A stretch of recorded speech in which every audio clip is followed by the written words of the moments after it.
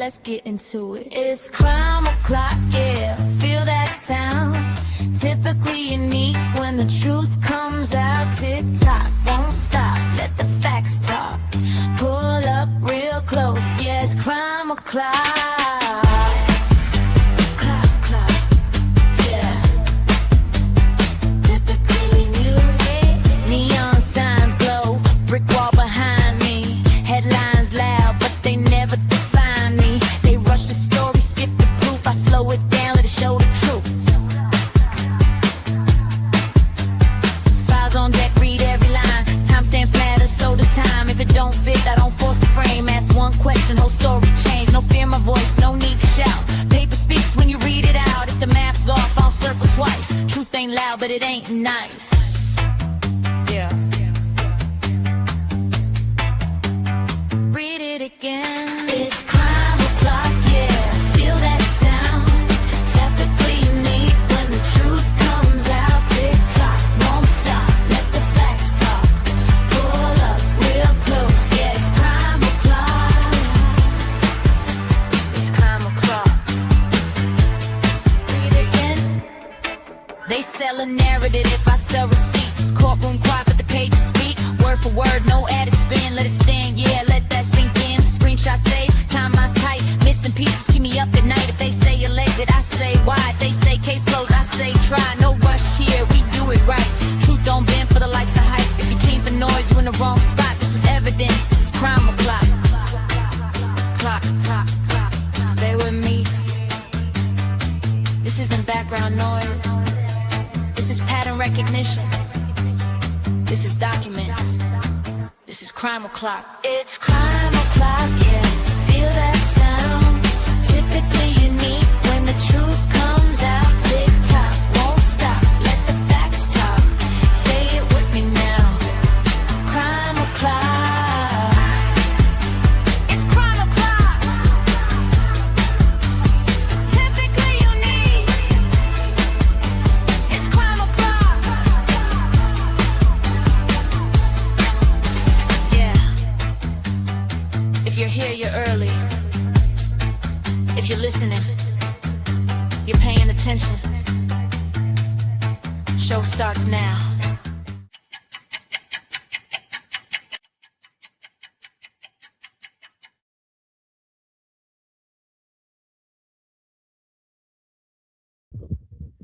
Good morning, everybody. Welcome back to Crime O'Clock on Typically Unique.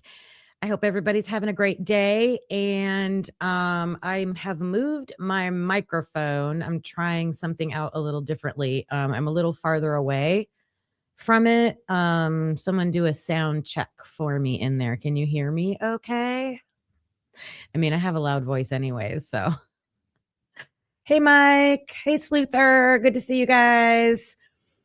Happy Good Friday. I hope you have the day off and can enjoy yourself today. Everybody's home here with me today, so that's nice.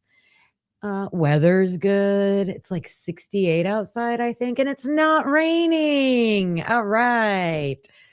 So, hi, blue-eyed butterfly. Hello, hello. Thank you. Thank you so much. I'm going to try to get outside and, I don't know, clear out some of my flower beds and stuff like that. I need to mow the lawn, but we put that off for as long as we can up here in Ohio. So, because it's supposed to snow next week. We'll see. I have my Gerald shirt on today, right? You don't question Gerald, it says. You don't question Gerald. So I was watching Lana. I know she's on, so probably take a while for when she ends. I'm hoping more people will come on over, but she's showing the newest Sigma Chi fraternity interview. I was listening to that. And why did I want to say, what's the movie? Sounds good. Thank you. What's the movie where they say like Delta, Delta, Delta or something like that? Isn't that a movie? I'm on to those deltas over there in Moscow. I think something's going on through that. We're going to listen to the interview, a different interview, not that one, the previous one, the Kelvin Colbi interview. I'm going to listen to that today, and I want to, I already listened to it once, and there's some good information in there. So I was also telling Carlos how ridiculous the redactions in that thing are. Like, at one point, a question is redacted. Like, we can't even hear the question the cops are asking. Oh my goodness. It's ridiculous. It's cold and rainy in Long Island. We're going to talk about Long Island. Good segue. I want to wrap up my 3-part. I did not put part 3 on my thumbnail. I should have. I'll have to go back and do that. With the Long Island serial killer case. Part 3, how did they get to Rex Heurman and make the arrest? And I don't feel like it's case closed because there are still bodies, I believe, well, especially Shannon Gilbert. So until Shannon Gilbert gets justice, case is not closed, in my opinion. I think, we're going to listen to the press conference when he was arrested. And I had showed most of it before in a previous live. It was a long time ago, where I was comparing Chief Fry's press conference to Rex Heurman's, what's the guy's name? Ray Tierney, I think, is the person who gave the total opposites, right?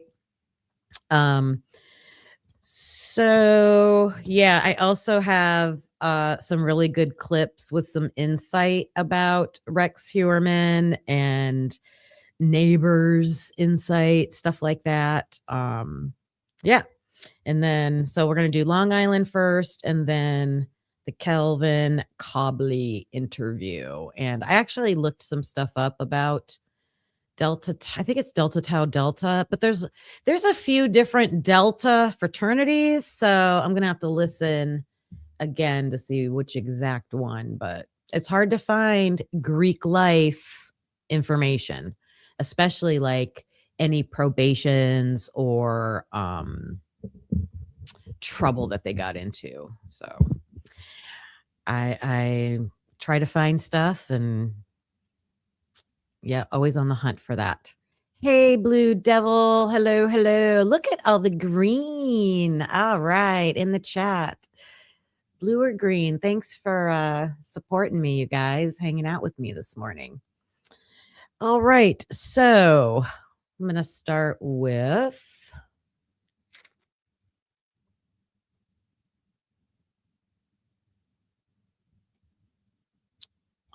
wait a minute.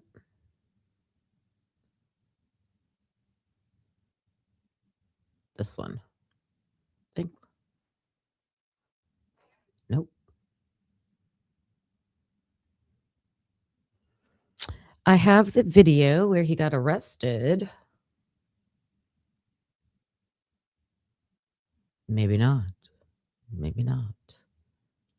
I feel like I get punked sometimes when I swear I saved interviews. I'll tell you about this one real quick.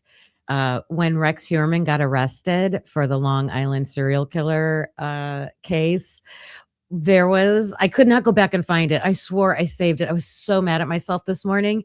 Hi, Ro. Hi, Karen. Folks. Tell me how to pronounce that. Hello, Karen. There was an interview of a guy who lived in the neighborhood, one of his neighbors, and he said he called his son and he was like, hey, remember the neighbor that we called serial killer guy? Yeah, it turns out he's a real serial killer. They had a nickname. They called him a serial killer before they really knew he was a serial killer. Like, oh my gosh, like that's how creepy he was. Whoops. All right, let me pull this up. Press conference. Arrested. Oh, there it is. Okay. All right. I know I gotta. So if you don't know, okay, my first 2 parts lives that I did this week were the backstory of um people, because it was not all women. There was one that was a male. So people that were sex workers, a lot of them hired through Craigslist, would meet up with a man, and their bodies were discovered in the Gilgo Beach area. But there were also other beaches, right along. It's just like each segment had its own name. So there was Gilgo Beach, Jones Beach, Oak Beach. There were even some that were found like in another separated part. I think it was like Fire Island or something like that. But if there was only one body found there, I think that was Peaches, and that was connected back to her husband. But I went over like Suffolk, I've learned how to say that, Suffolk County Sheriff's Department, like doing no investigation, and the case went cold, and it turns out there was police corruption. Like there's crazy, that's why I wanted to cover this so bad. Crazy backstories. So if you missed like the first 2 parts, go back and listen to those, because it's almost like that was the first investigation that led nowhere. However, they did collect a lot of evidence, but it just kind of sat there and nobody did anything with it. And there was a lot of suspicious people, especially in the neighborhood where Shannon Gilbert escaped a house, called 911. If she wouldn't have done that, these other bodies would not have been found, because they were out there. Well, it was a routine training session with a search dog, but they were also on the look, like they knew there was a girl missing in that area. Okay. So I call her the hero, and all those bodies started turning up, but it never went anywhere until I showed you the video of a senator from New York that was like fed up, and he was like, what are we doing with this case? He was calling people out names, like the corruption and all the stuff they did. Hi, Susie Littleby. It's good to see you. Hi, Jen. Hi, Jessie Lynn. And so once he did that, and he called upon, oh gosh, what's her name? Trish James, I think. I don't know. Someone in New York with authority through the judicial system to put together a special like investigation into the case. So it didn't mean that Suffolk County wasn't working on the case anymore. It's just they made sure they were bringing in FBI and other outside agencies, that they were doing their own investigation. It got really serious, and they ended up arresting Rex Heurman in July of 2023. I hope he says when the date they got brought in. I think it was like maybe late 2021, if that. They solved this in, I think, under 2 years.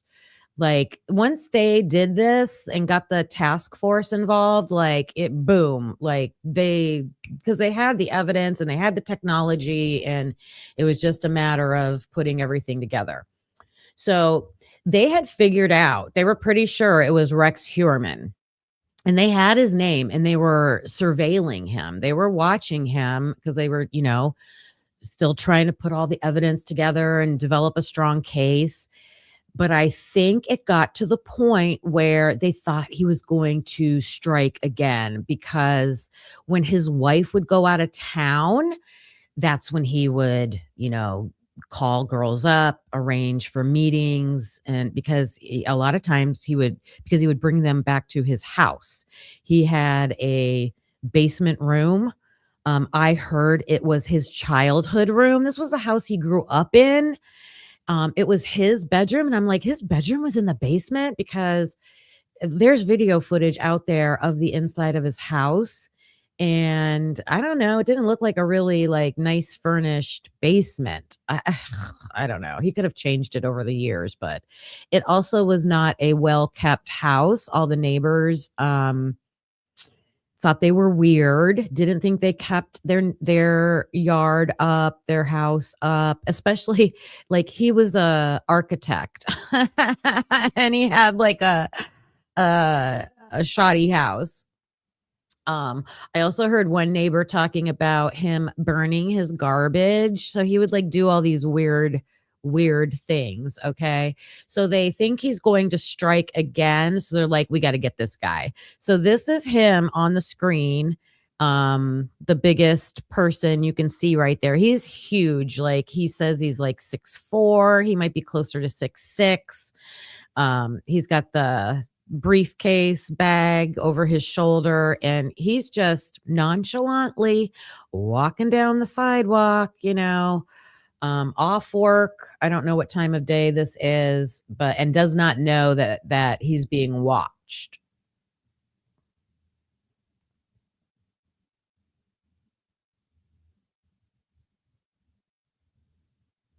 All right, so it's kind of hard because he goes behind these store stands that are on the street, but he's right. Yeah, good. They zoom in. He's right there. And a guy is in a suit's gonna come up right and approach him. He's still walking. All right, here comes the suit guy. Right there. 3 of them. Wait, it won't pause. Okay, let me back it up a little bit.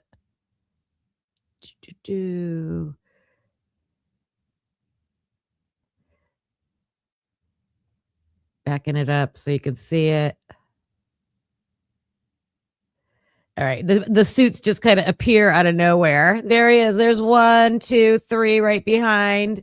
One just walked up to him, one right there, and then people are going to come from the back also.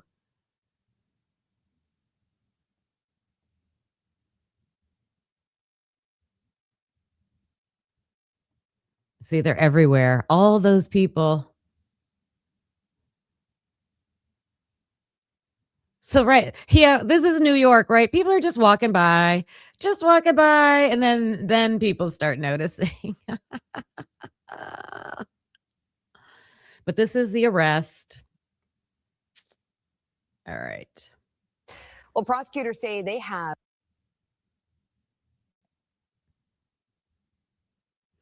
Hi, Christina. It's a crazy case. This is part 3. So I did all the backstories in part 1 and part 2. And I'm not dragging this out. I just want to show the highlights of like what, led to his arrest. I think it's really important because I feel like once it got to the task force, the special task force, they did the investigating right. The only thing I don't like is they went to a grand jury for the indictment, but the guy, Ray Tierney, I'm going to show you next.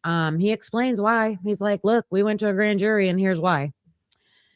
Also, this is relevant because Rex Heurman, who was arrested, is supposed to, he pled innocent. He pled innocent originally. Supposedly there is a hearing next Wednesday, April 8th, because they are suspecting he's going to change his plea to guilty.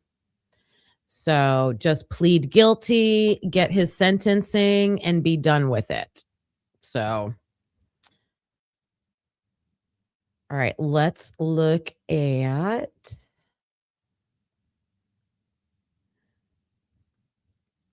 hello, everybody who's listening.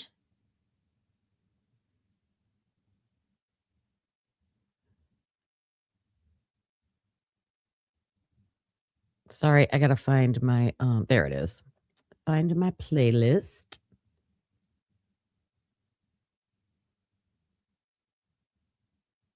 This one.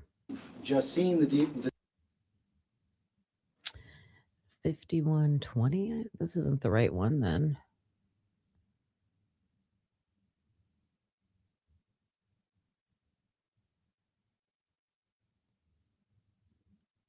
Let me see. Hold on. I'm trying to find the right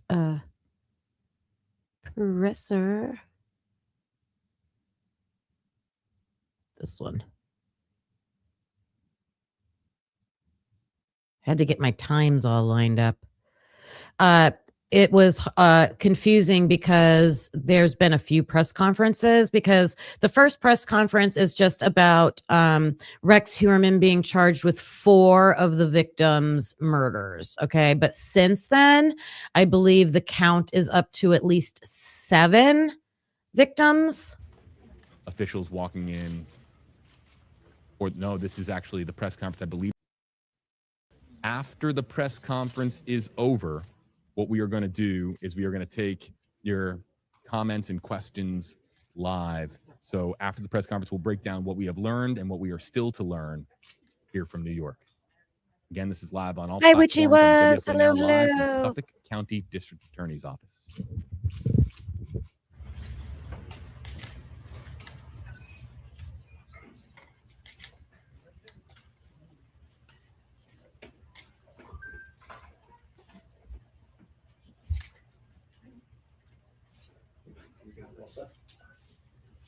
Good afternoon, ladies and gentlemen. Thank you all for coming. I'm standing here with my law enforcement partners in the Gilgo Task Force to announce the indictment of defendant Rex Andrew Heurman, 59 years of age. He's been arrested by the Suffolk County Police Department's homicide detectives, and he's been indicted in a grand jury presentation by the Suffolk County District Attorney's Office for the murders of Melissa Bartholomew, Megan Waterman, and Amber Costello. The investigation of Maureen Brainerd Barnes is ongoing. These young women went missing between July of 2007 and September of 2010. They were found in December of 2010 by the Suffolk County Police Department, and then there was nothing, absolutely nothing. For the next 13 years, their cases went unsolved.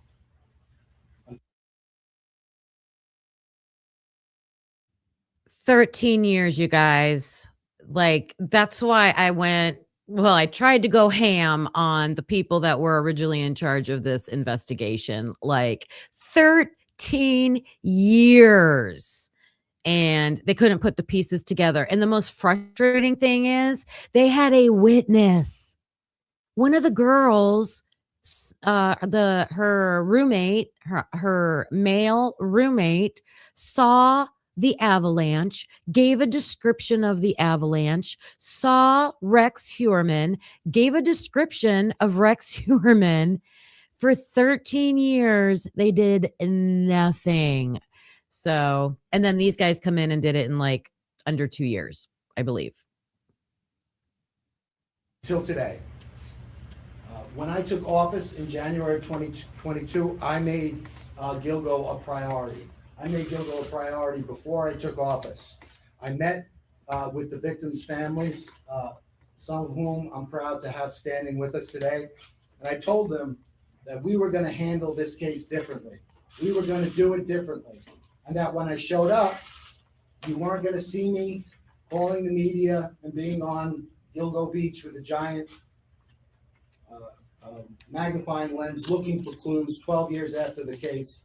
What I was going to do was I was going to work with my task force. We were going to form this task force, and we were going to work together, and we were going to use the grand jury, the power of the grand jury to reach a determination in this case. Because the grand jury has 2 things. It has power, it has reach.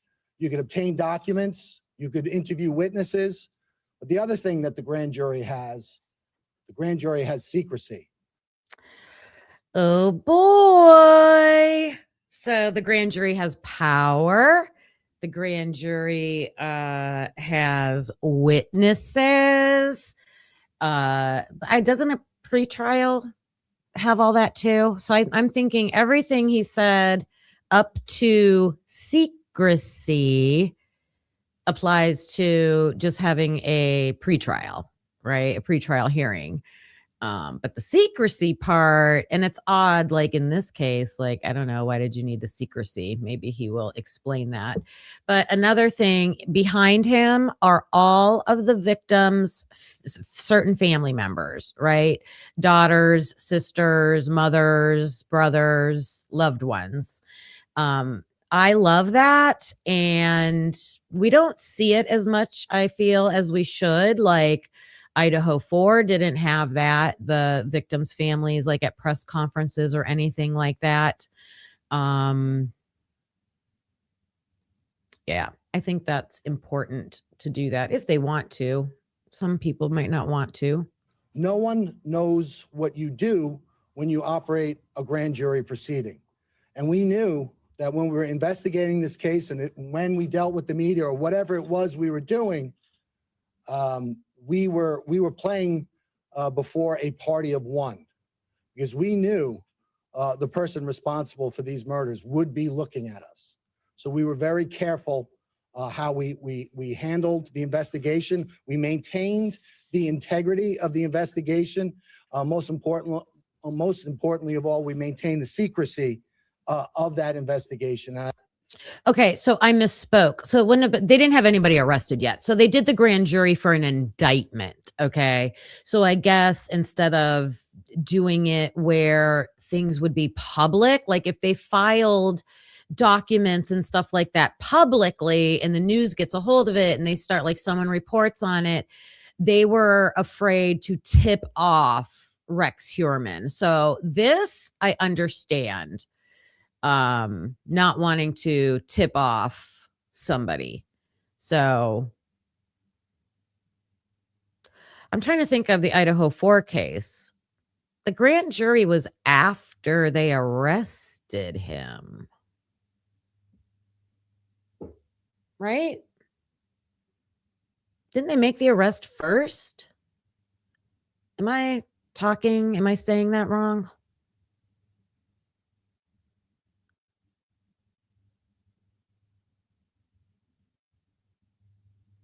They arrested Brian, late end of December, January.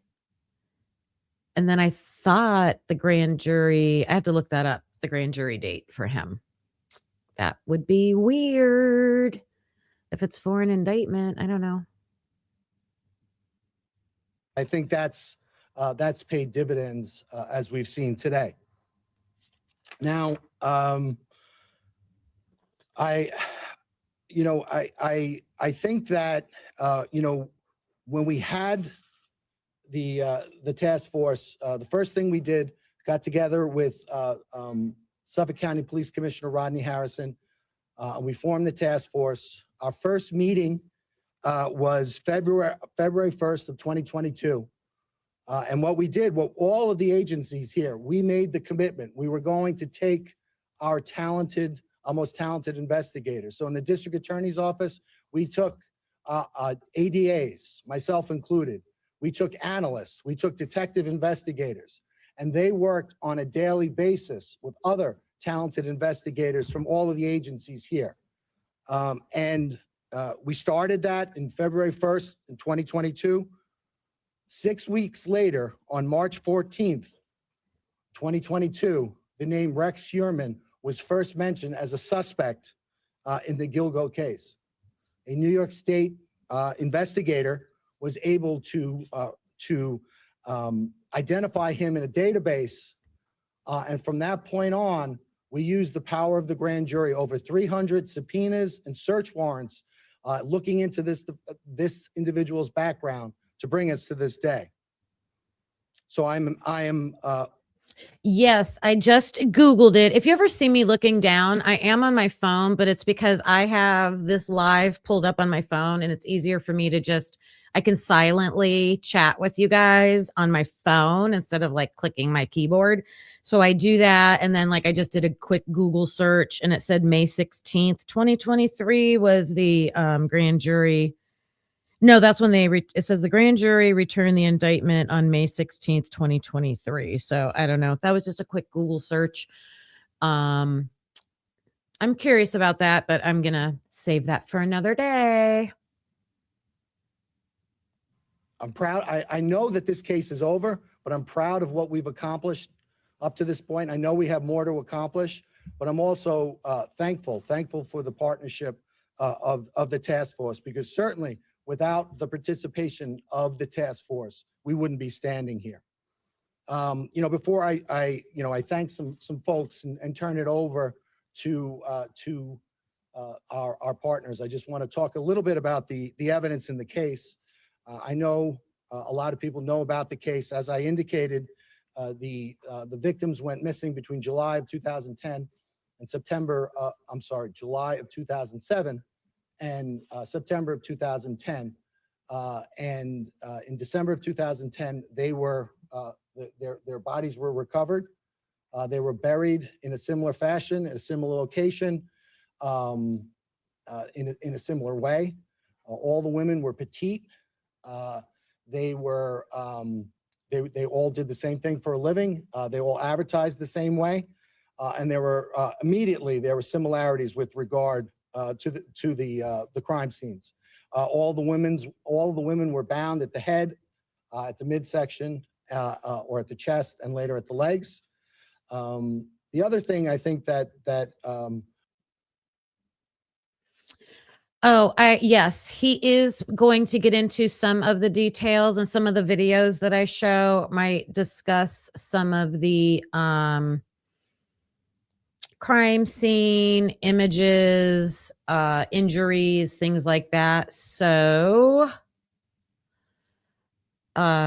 please be warned that there might be some disturbing, not images, I don't think, but language, describing things. So.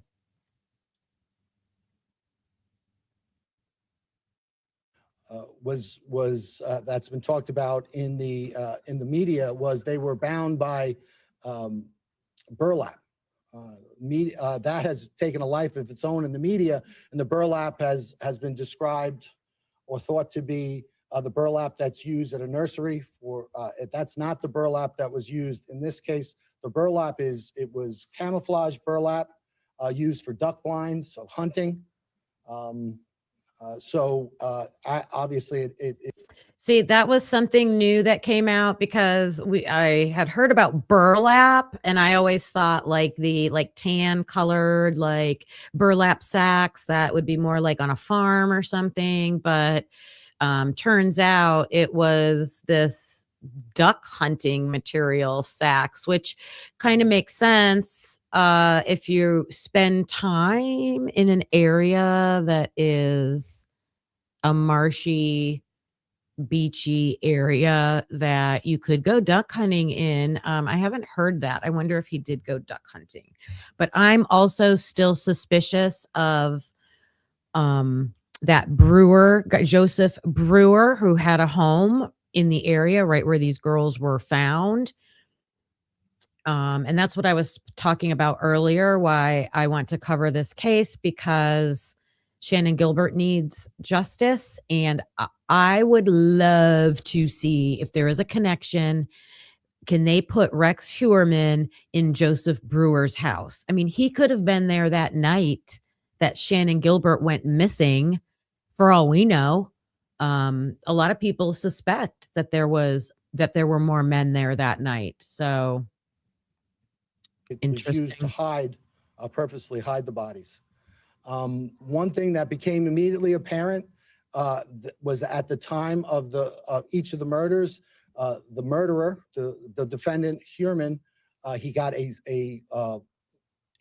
cell phone and a burner phone, which is prepaid and anonymous. And for each of the murders, he got an individual burner phone, and he used that to communicate with the victims. Then shortly after the death of the victims, he then would get rid of the burner phone. And right away in December of 2012, FBI CAST analysts, special agents with the CAST unit of the FBI, they immediately began looking at that cell site data. They compared the victims' phones with the burner phones, and they immediately honed in on some similarities, specifically in the Massapequa Park area. and they looked at an area of a confluence of 4 cell towers. And they realized that this had significance because the perpetrator of these crimes was probably located within this area at or around the times of the murder. And that was mapped out. That was called the box, and it was an area in Massapequa Park. The FBI also managed to do that for an area in Midtown Manhattan. And so that was an investigative lead. The other investigative lead at the time was, even though there was a significant amount of time that elapsed with regard to before the victims were recovered, there was some significant evidence recovered. Specifically, there was a hair recovered from Maureen Brainerd Barnes from a belt buckle that was around her legs. With regard to Megan Waterman, there were 3 hairs recovered from her, one from around her head area, one from around her leg area in the burlap, and then there was one caught in between the tape. And that was recovered. Amber Costello also had a significant hair that was recovered during the time of the recovery. But again, the crime scene, because it was out there for so long and because it was exposed to the elements, those hairs were degraded, so you couldn't use traditional DNA analysis on it. You would have to wait and use mitochondrial DNA. And back in 2010, the technology wasn't there for mitochondrial DNA. So the investigation proceeded, but also technology proceeded as well. And then in January and February of 20.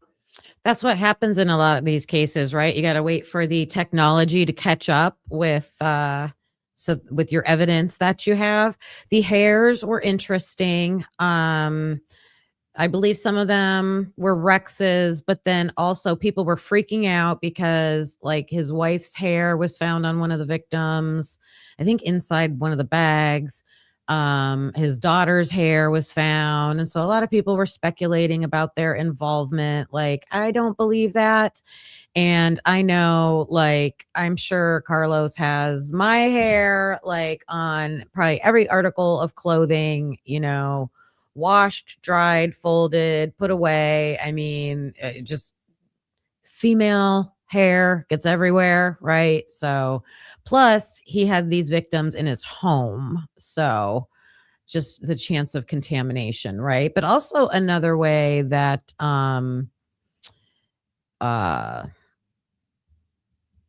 to identify, right? Even if it's a family member, to identify the perpetrator.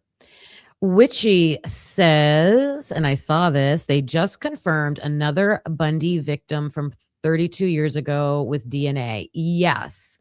I know that they always suspected. I think Bundy admitted and said he was responsible. I can't remember her name off the top of my head.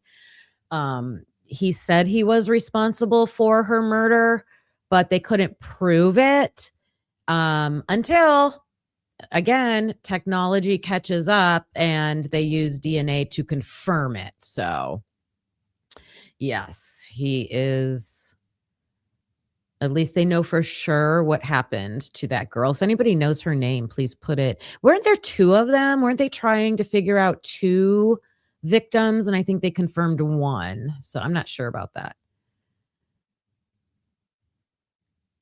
Yes. Yep. Witchy, we knew, but now it's confirmed. Yep.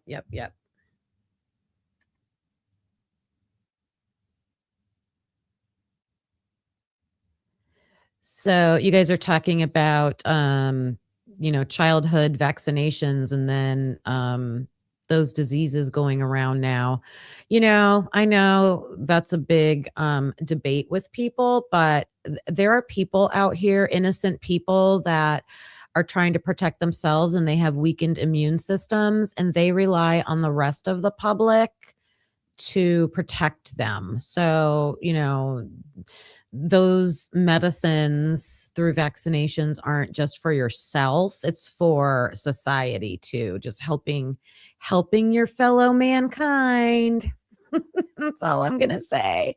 But I hope you get better quicker. I see you've been dealing with it for a few weeks already. Sorry, Witchy. 2022, we formed the task force.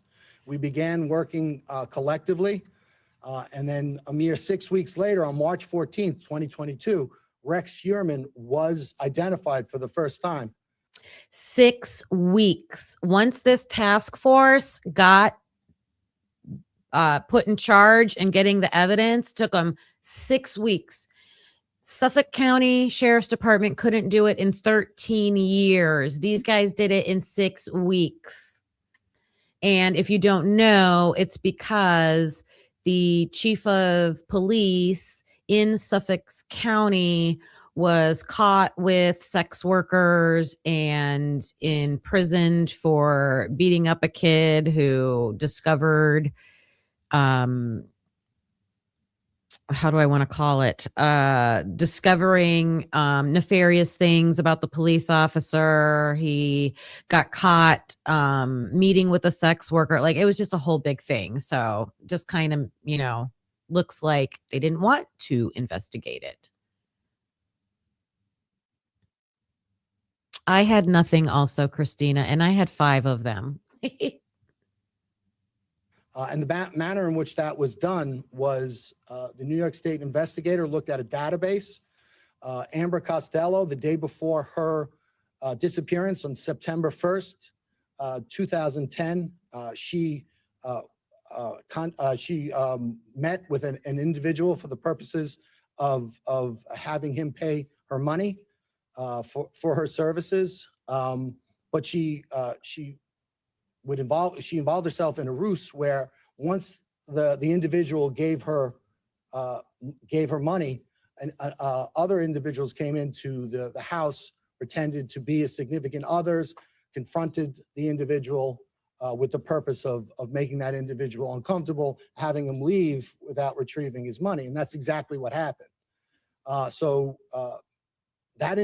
I told that story the other day, and I'm glad he is sharing that story because I knew I had heard it. And I just wanted to make sure that I was correct. I wasn't sure if it was Amber Costello or not, but he's saying it was. So she pulled one over on Rex Heurman and stole his money. So could you imagine? I mean, he must have been so angry. That like gives me the creeps. I can't believe she went back out with him again, though. Like, why? Oh, my God. Individual was identified as a person who was between 6'4" and 6'6", a large man, thickly built, not necessarily overly muscular, but just a naturally big person with glasses, white, and dark hair. Also of significance was that the fact that he was driving a dark-colored black first generation Chevrolet Avalanche with a very unique feature that was between it's a pickup truck, so it was between the cab and the bed, and that was identified. Again, that was back in 2010, but it wasn't until March of 2022 that database was searched by the task force, and this individual was identified. That individual was Rex Heurman, the defendant, and right away there were some commonalities that came right to the fore. Rex Heurman, 6'4", largely a large person, not necessarily muscular, but a very physically large person. He has glasses. He has the dark hair, and also of particular note, he owned at the time that first generation Chevy Avalanche. There was more. He lived at 105 First Avenue, which was located within that box area that the FBI first discovered in 2012. But there was more. He worked at the time at an architect he owned his own architectural firm at an address at 19 West 36th Street in Midtown Manhattan. And that was also the area of interest that was identified by the FBI in 2012. Again, that was March 14th, 2022. And from that point on, our partners and my office, we used the grand jury to continue to investigate, and we executed over 300 subpoenas, search warrants pertaining to this individual to find out more information. One of the things that we did is we followed him. So this makes more sense to me now. And this is probably like the third or fourth time I've listened to this. They were using the grand jury as an investigative like tool to keep it secret because they didn't want to tip off the killer. So that I understand. So they were able to like get these warrants and like get, file all this paperwork and things like that. Probably so that the media wouldn't find out about it, so it wouldn't get leaked to public information, so that Rex Heurman wouldn't find out. Hi, Karmic. How are you today? I hope you're great. Because we wanted to get an abandonment sample of his DNA, which we were able to do. We also got DNA samples, abandonment samples from his family. And then we went back and we got mitochondrial DNA testing. I've always wondered, why didn't they just do that with Brian Kohberger? If they were following him back to Pennsylvania, and they had his name, why not get an abandonment sample? Too easy. And with regard to, there's an aspect of New York State law that doesn't allow me to talk about DNA testing, specifically at press conferences. It's so I can't do that. However, at the arraignment and also when we file, I'm talking about from him, Lucy. Like at the restaurant that they were at on the drive home, like back in his apartment, his office. Well, his office didn't have anything in it, but before that, don't you think they had his name before December 19th? I know all that about his dad and stuff. I know all that. I'm talking about before that. A lot of people think they had his name way before December 19th. Right? So why not get something back in Moscow? our bail letter, we talked about the significance of that evidence. So if anyone needs to see that, but suffice to say, that evidence was significant, especially with regard to the other evidence that we had developed. But it was there was another interesting aspect. We looked at the Heurman family travel records, and we learned that during the murders of the last three women, Bartholomew, Waterman, and Costello, that during the commission of those murders, the defendant's wife and children were out of New York State, and he was alone in the tri-state area. So who does that remind you of when you talk about the Idaho 4 case? Rex Heurman would wait for his wife to go out of town. I think there was a driver in Moscow whose wife had been out of town, right? Just, these coincidences that makes you think. Yeah, I get that. So in Moscow, they did not want anyone to know that they knew his name. Ha, ha, ha. That makes sense. I don't like why they didn't want anybody to know that they knew his name, but I understand that's why they did it, right?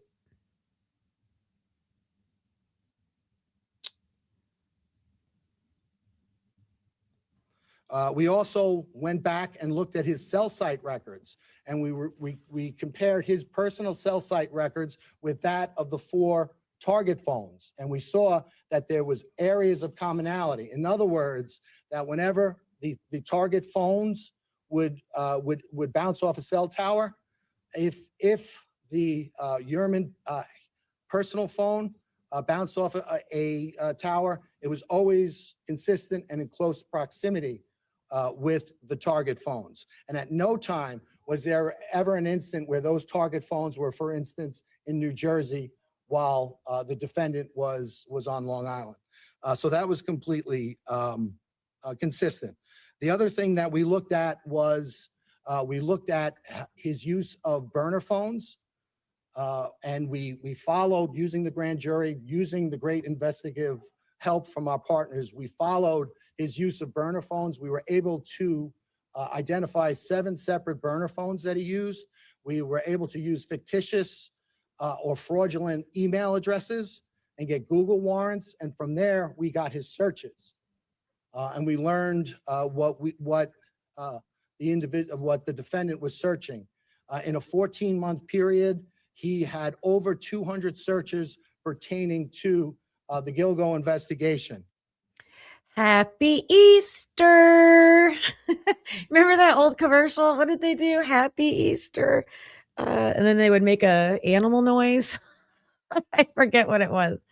Thank you, Sleuther. Thank you.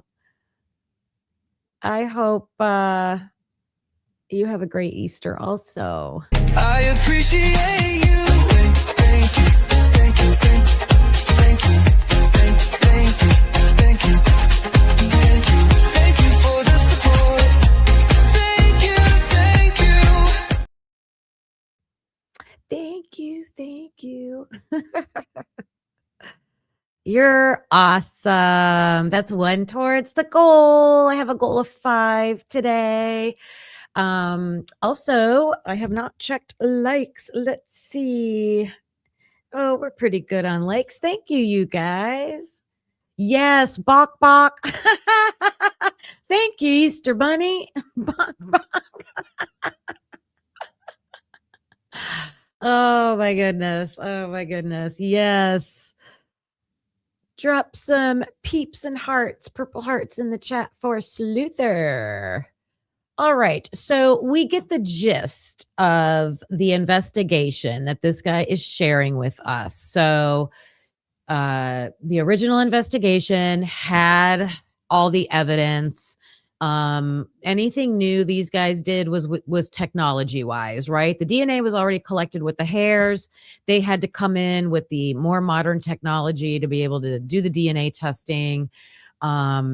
They, had his phones. They created that quadrant of locations. I can't wait to see that stuff for Brian Kohberger. I mean, we have to be able to see it. I mean, this guy's standing at a public podium press conference and saying, full transparency. Hey, here's what we did. Yes, we used a secret grand jury. Here's why we used a secret grand jury, right? They didn't want to tip off the killer, right? They didn't want things to be public.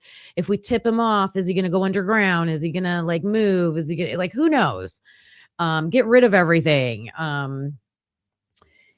Here's the cell phone work we did. Here's how we were able to do it. I love it. I love this. So, they do ask him some questions towards the end. I thought one of the most interesting was that he says the investigation is not over. And because there are still victims that are not tied to Rex Heurman. So even though they arrested him, and this was the first press conference, they have since had other press conferences. They have tied more victims. I think first it was 3, then it was 4, and now I think it's up to 7.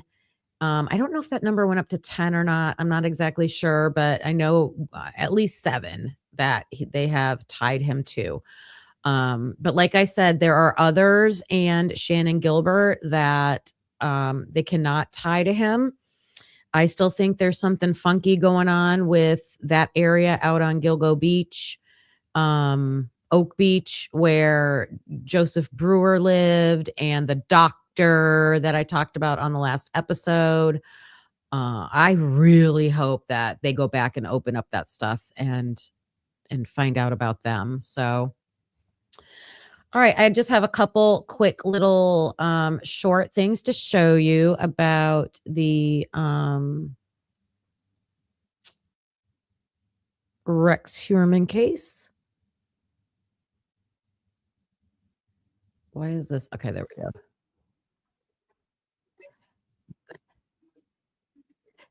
This guy's funny. This guy's Self. I don't want quiet, keeping to themselves neighbors ever. I want loud, obnoxious neighbors all around me. Are you kidding me? Of course I do. He was quiet and kept to himself. Of course he did. That dude didn't put lights on for Halloween. Hell no. He didn't put up any Christmas decorations. He did not want you to know anything about him because he wanted to go and do his thing. If you have a quiet neighbor that keeps to themselves, move. Move. You move right now. And a few neighbors did describe him as, he was quiet and kept to himself. I don't want quiet, keeping to themselves neighbors. Oh my gosh, you guys. That's hilarious. If you have quiet, keep to yourself, neighbors, move. I have some clips about his neighbors and what the scene looked like at his neighborhood, at his house when he got arrested. So thank you so much, Dago. Y'all better hit that like button or you won't get visited by the Easter Bunny. Thank you so much. Thank you. Hit that like button, you guys. Clock it. So I gotta say thank you. Clock it. That's 2 towards the goal for today. Thank you. Thank you.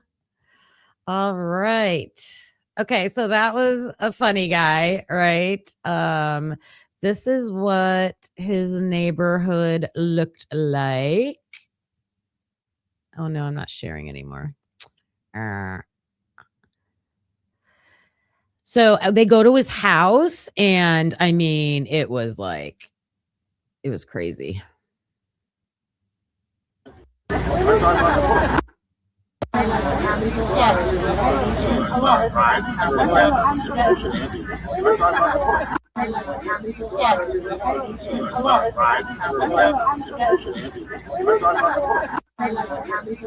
Could you imagine something that big happening in your neighborhood?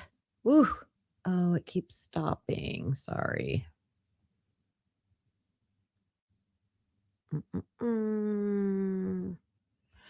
So that was like all the news reporters gathering. And then here is the detective. This is, you're going to see them in white, protective hazmat suits. They've got tents set up in the backyard. So warning about that. Just to share some of the, how huge this was.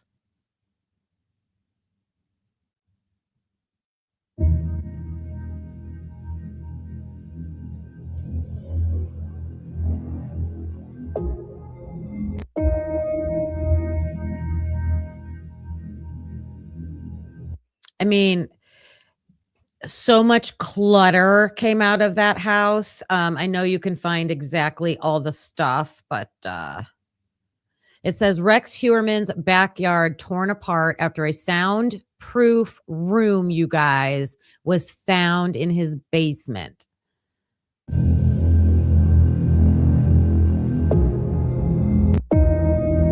All right.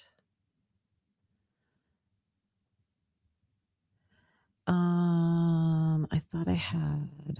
Oh, I have a playlist. Okay. There was a neighbor that explained a little bit more about him. And then I have 2 more things to share, and then we'll go on to Idaho.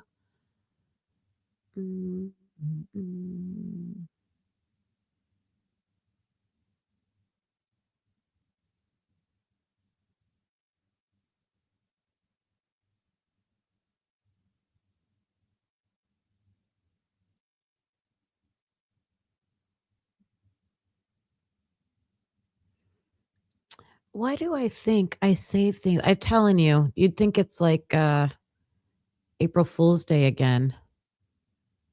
I guess I don't have it. I know I saved it. I must have saved it somewhere else. That's okay. Let's look at this.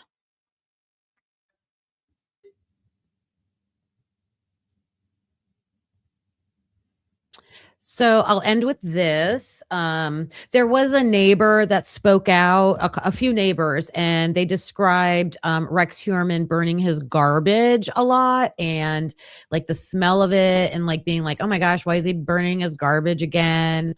They described he had a son. I didn't even know he had a son. All I've ever heard is his wife and daughter. Apparently, he had a son that I think was on the spectrum. And one of the neighbors talked about them, like before he was arrested, they had recently gotten a dog for the boy. And that seemed to like make him more engaging and things like that. A lot of neighbors talked about not really seeing them out in public too much or outside too much. They didn't really, even the wife and daughter didn't really engage in conversation a lot.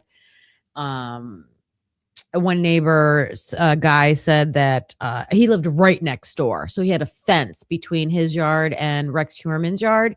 And his wife would sunbathe out in the backyard. And Rex would like look over the fence and like got to the point where he made her so uncomfortable. She told her husband, and like he like let him know, like knock it off. And then like he explained how Rex would like try to kiss up to him and, you know, hey, I'm sorry, you know, let's have drinks sometime and stuff like that. But everybody that talked about him just said that he was strange and not social. No one, you know, everybody basically avoided. Hey, Meg, you're good. You're good. Hi, Meg. Were you talking to me? I know you're talking to Dago. Yeah, good question, Witchy. If the Idaho 4 killers, whoever they are, have killed before, and will they again? And it depends. In my opinion, I think it depends what the motive is. I think there's a couple different motives that would be like, yes, they probably would do it again, especially if it was like a mission type thing. If it's a one-off, maybe not. All right. Oh, okay. And then I also told you, I'll end with this, with the Long Island serial killer case, because I think I heard a rumor about this guy with Brian Koberger. Let me know if you heard that. But the smiley face killer, no, happy face, sorry. The smiley face killer is another thing. The happy face killer, is it Keith Jesperson? This guy's going to say his name, has communicated with Rex Heurman. And there's some speculation out there if he's the one that has convinced Rex Heurman to just plead guilty.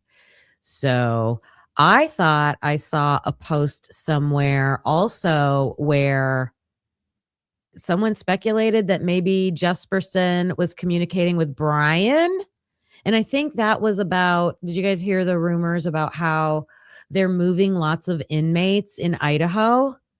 And I guess they do that when, like, I don't know, something weird's going on. And I think that's how Jesperson got tied into that somehow. I don't know. I know I'm not explaining it clearly. I'm sorry. I heard that, Dig the Past. Hello. I did hear that. You know, doesn't surprise me.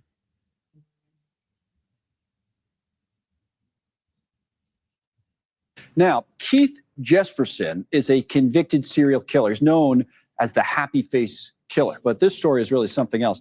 Jesperson has actually been exchanging letters from prison with a new pen pal of sorts, an accused serial killer, Rex Heurman. Now, you recognize that name, I'm sure, from our coverage of the Gilgo Beach story. But that's not where this story ends. In fact, our own Laura Ingalls here with me in the studio somehow managed to get herself in the middle of all of this, and I don't even know how, but you're going to explain what happened. And you have a bunch of letters, handwritten letters, right here on the desk.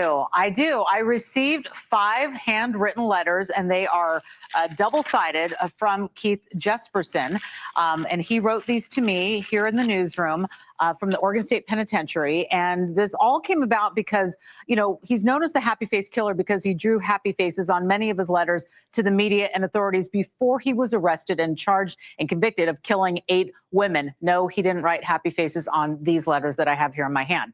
We heard about his connection with the Long Island serial killer suspect Rex Heurman in November after a podcaster shared a letter that Heurman sent to Jesperson after Jesperson had wrote him, suggesting he confessed to his crimes that he has committed. So Rex Heurman wrote back saying he would take Jesperson's advice to heart, telling him his letters were of comfort to him. So we're all interested in this, right? In the serial killer to serial killer suspect pen pal relationship. And I interviewed the podcaster who put me in touch with Jesperson so I could ask him about trying to get Heurman to confess. In one of the letters, he tells me this: because New York has no death penalty, what he has to bargain with is his guilt. I told him to, quote, own his crimes, all of them.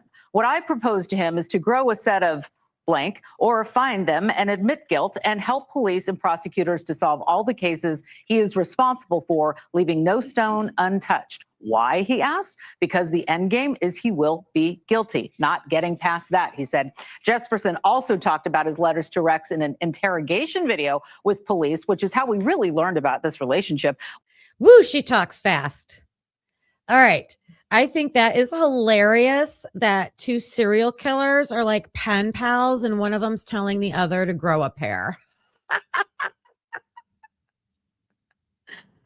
Oh my God. Oh my God.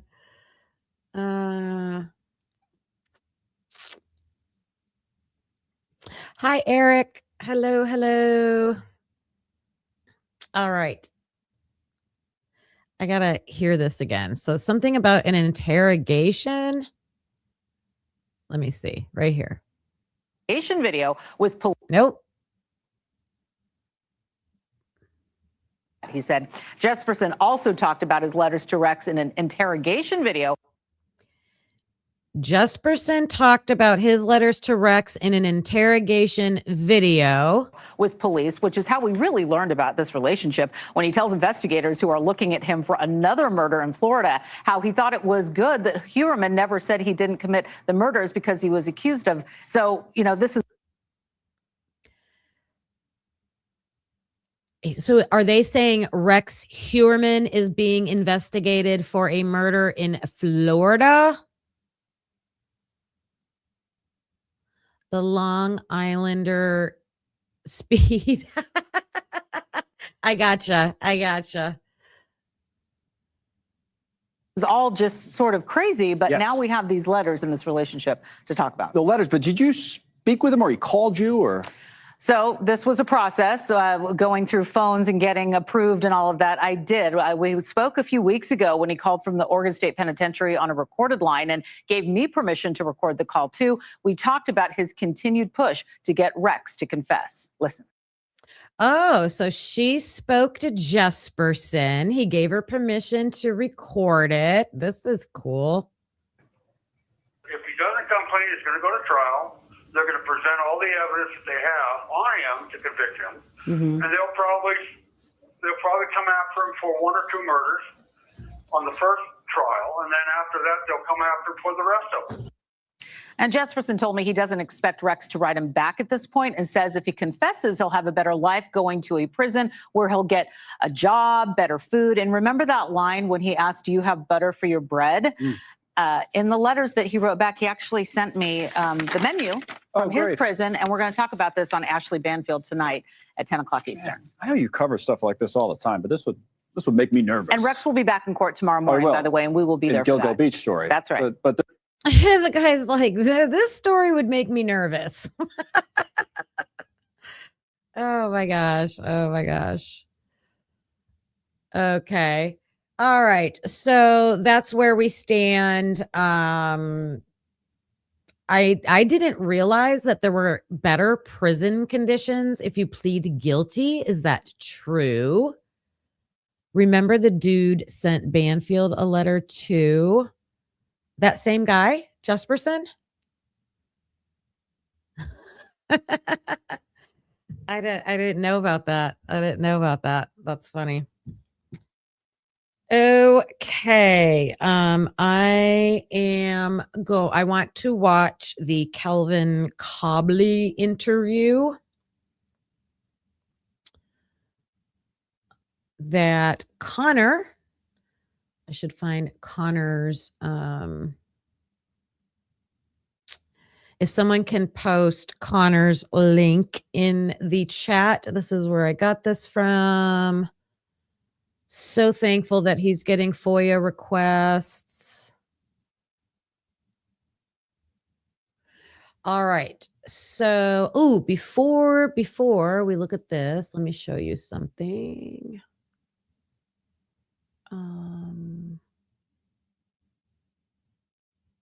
Okay.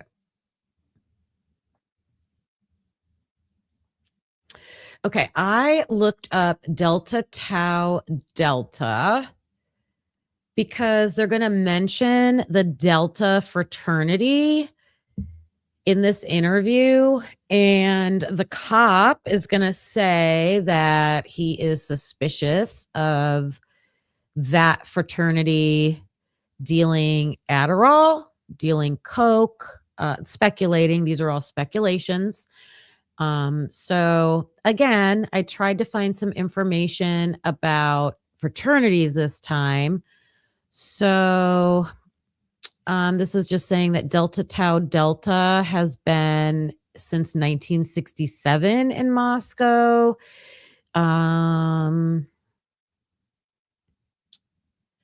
They are also the fraternity that was recently, did you guys hear about the burglary cases that happened in December? This says on the morning of December 21st, 2025, 6 University of Idaho fraternities were burglarized by 4 Moscow residents. Each of the men involved have now been individually sentenced. There were U of I freshmen, Grant Abendroth, Aiden Prakash, Silas Wagoya Qualls, and one Moscow resident unaffiliated with the university, Traden Cummings.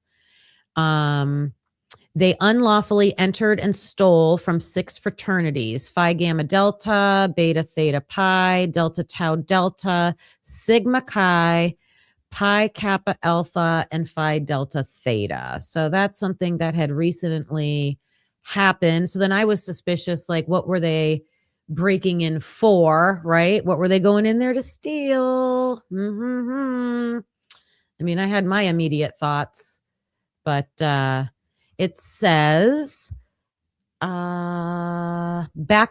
They stole backpacks. So there could be anything in those backpacks: jewelry and a cell phone. They had other objects meaningful to the fraternities, such as paddles, like we all know they have paddles, and a framed picture worth $3,000. That's interesting.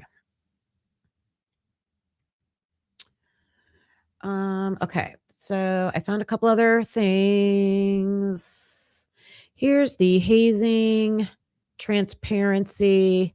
So when you go to the University of Idaho website on hazing transparency, I can always only find the current year, right? So 2025, Beta Theta Pi and Delta Tau Delta. So Delta Tau Delta is the one I'm suspecting. When they talk about the delts, what do you guys think? Is it another Delta fraternity? The old Moose Lodge backpack heist.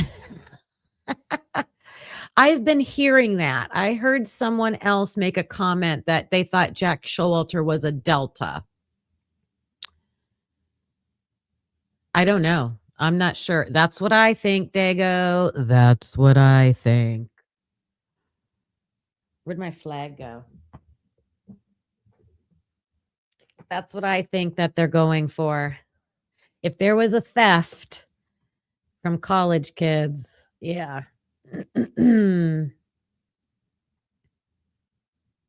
You're pretty sure he was Delta. Okay. All right. So I think we're going to make some connections here. So this says August 11th, 2025. Now I know this is like way after the murders, but I can't find anything back in 2022. So we'll just read this because they got busted for hazing. They were hazing new members.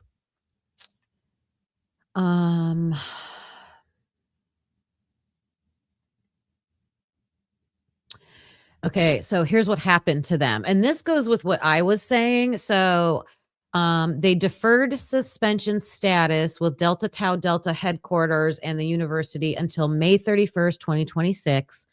There was a temporary relocation of the first-year students. So first-year students couldn't stay there anymore. There was suspension and expulsion of involved members. And you guys, this is what I kept talking about with the sororities. If Alpha Phi and Pi Beta Phi were in trouble in 2022, and when Dago was playing Bethany's interview the other day, Bethany said that her sorority had gotten in trouble. And I was like, ooh. So like she made it sound like it had just happened. So we have that statement from her interview. And I always said, yes, the whole sorority gets in trouble, but also the individuals get in trouble. They have to. And so this is kind of like supporting my statement of that. So the guys in Delta Tau Delta who actually did whatever happened, they got suspended and expelled. So I think that's important information. Let's see. They also have to implement a supervisory committee. Okay. Oh, and that's what Bethany was talking about. So Bethany was trying to tell the investigator why she was at the sorority house on a certain day for a meeting. And she didn't know if it was a chapter meeting. She didn't know if there was some other type of meeting, or she alluded to them getting into trouble. And so I'm wondering, was it one of those like we have to go through an educational course on how not to haze anymore, or how not to break, our drinking rules, stuff like that. So I wanted to share that. This is hilarious. The University of Idaho cancels fraternity's slip and slide tradition. That was way back in 2015. That's Delta Tau Delta. Let's see what it says. Just for entertainment, what does this say? They did a slip and slide tradition for 81 years. What did they do? They're slowly taking these things away just because they're labeling it as hazing, said Sarah Hodge. What would they do? How can a slip and slide be hazing? School officials did not cite hazing as a reason for the cancellation. In a statement, University of Idaho said they felt the tradition was unsafe. Well, I mean, safety it's a violation, right? It's a violation. Please have photos. Oh my gosh, I would love to see a photo here. What is this doing? Get off. Oh, now I lost it.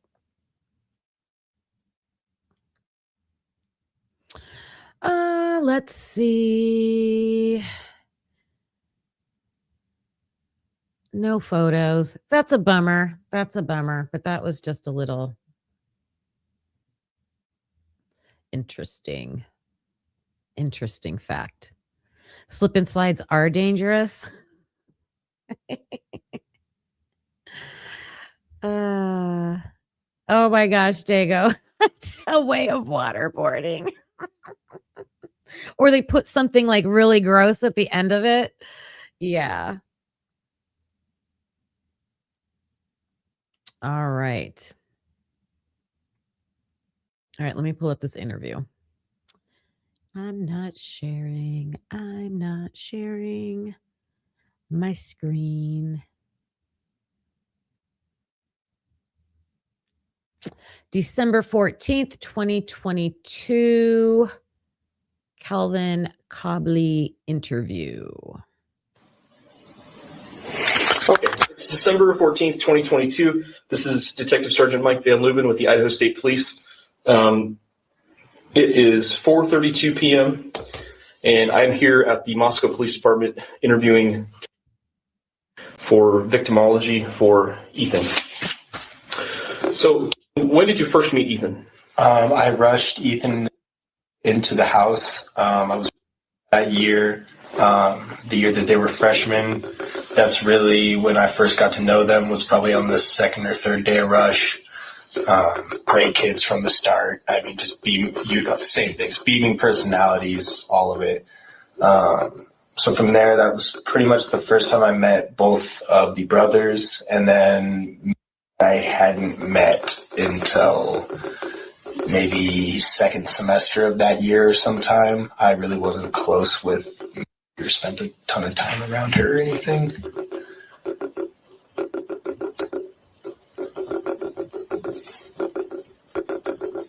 Did you know any of the other girls over at 1122?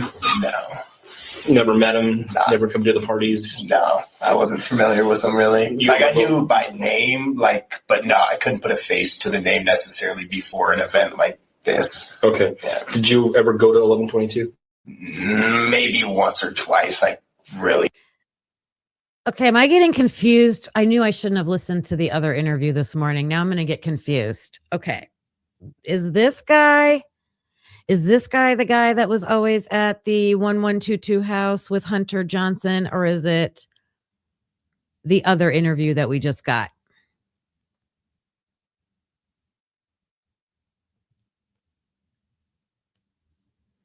Oh my gosh, Meg, they'll give it to you, but they're charging a certain amount of money. I'll fundraise. We'll have to talk. We'll talk and figure that out. It's the other guy. Okay. It's the other guy. All right. So then this makes sense because this guy just said, I've only been to the house once or twice. It could maybe in the first semester. I can't remember if I maybe stumbled my way over there at some point. Okay.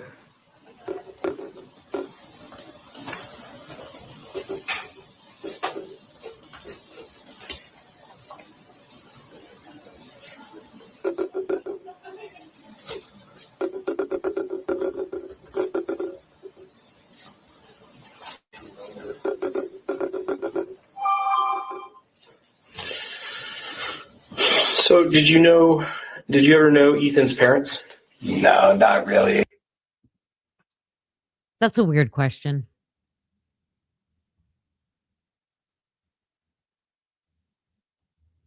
Hi, Nomadic Duck Man. Hello. But other than that, not really on a personal scale or to hold a personal conversation with them. So you just met the parents at Parents Weekend? Yeah, pretty much. Let me ask you about that Parents Weekend.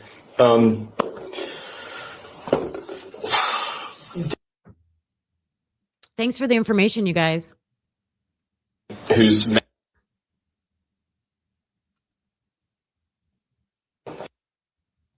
This is so ridiculous. This is so ridiculous with these redactions. And again, I told Carlos, they even redact a question in this interview. Like, what? Like, what? Oh, my gosh.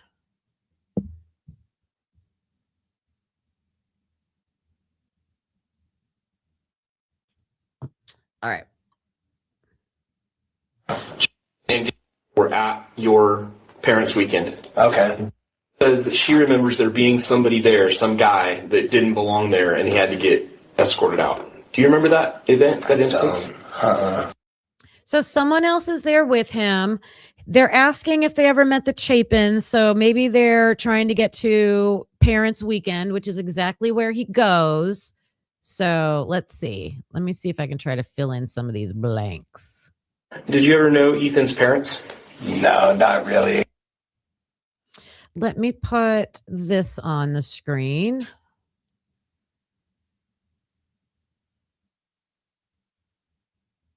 So it's redacted right now. So he asked, did you ever know Ethan's parents? No, not really. Then he continues talking, but we're not allowed to know what he says about Ethan's parents.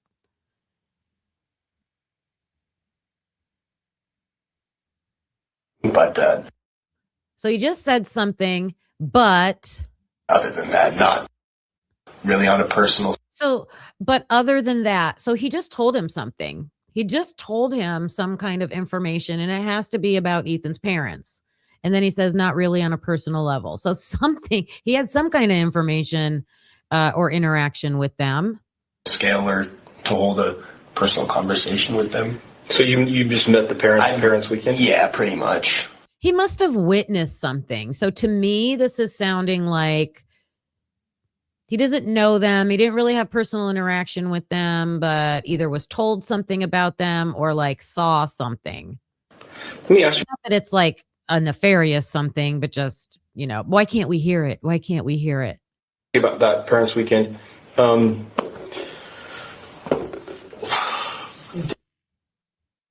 That's the question. They're redacting a question right here. They're redacting a question about parents weekend.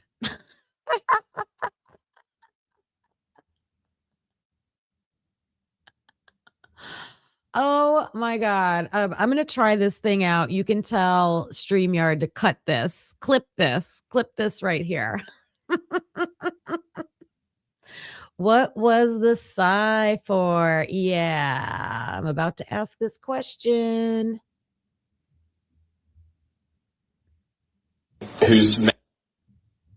We're allowed to hear the word whose. We're allowed to hear the word whose.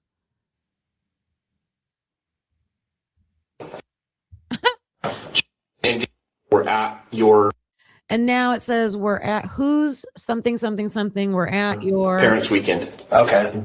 Says that she remembers there being somebody there, some guy that didn't belong there, and he had to get escorted out. Do you remember?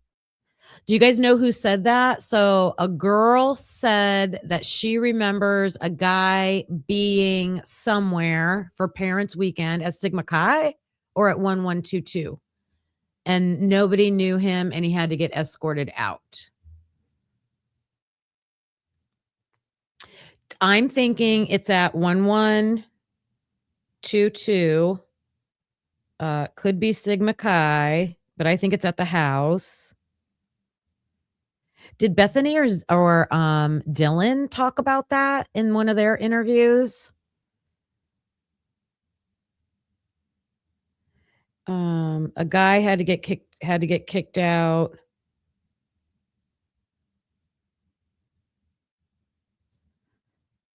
Because no one knew him.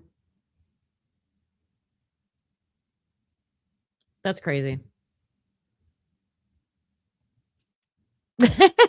He said once or twice. So yeah, we weren't allowed to hear that. So I can't tell. I can't tell if they're talking about one. I'm assuming they're talking about 1122. And yes, then that would imply that Kelvin was there. For that event, that instance?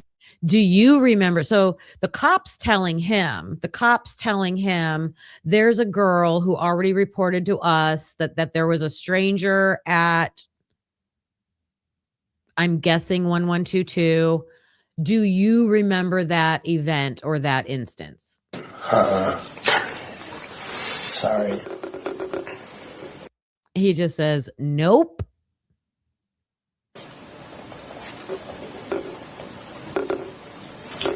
So was that a fraternity we don't talk? No.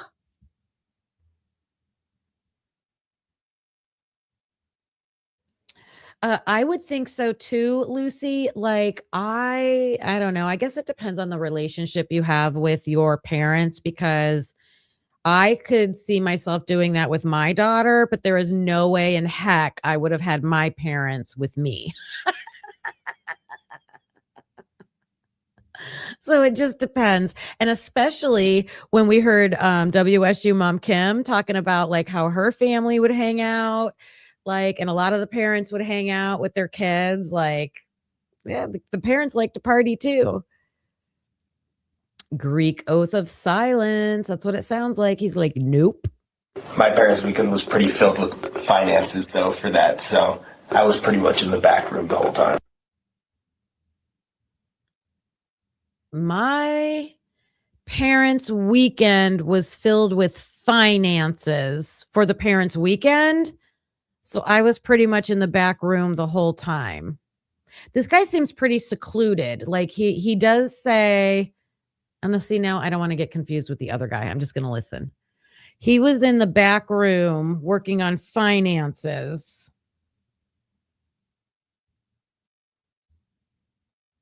Was he like the fraternity secretary?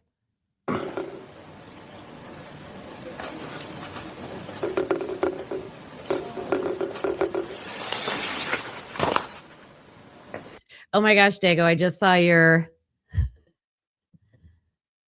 Did she call on her live? That girl is fire. Tom Boy said Lana just called and talked to Blaker about the conflict of interest with Van Leuven interviewing Sigma Chi members when he is a Sigma Chi alumni. What? Here we go. Is that a Brady violation? Is that definitely a conflict of interest? Definitely a conflict of interest. He's not. Van Leuven is not. I don't know. I mean, I don't know. What did you say? Florida State parents' weekends were always trashing the parents. Oh, the parents would get so lit. Right. Right.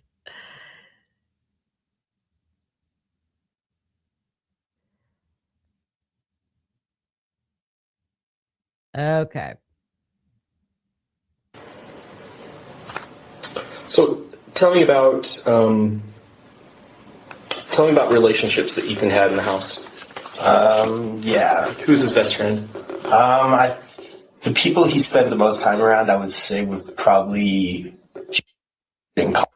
and Why can't we know his friends' names? Why can't we know his friends' names? It's stupid. It's so stupid. I'm telling you, I showed you guys Prince's phone records yesterday, and I have a million other documents. When they interview people, I have the transcripts. I don't have like the audio or anything like that. We're talking about Prince. There are names of who he went to dinner with, who he went out with, who he went to the doctor with, who he was on phone calls with. Like, they're not redacted. They're not redacted. We should be able to know names. Blaker seems to hate the frats.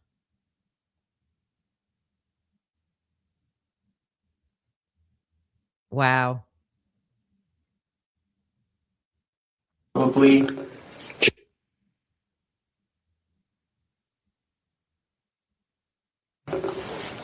and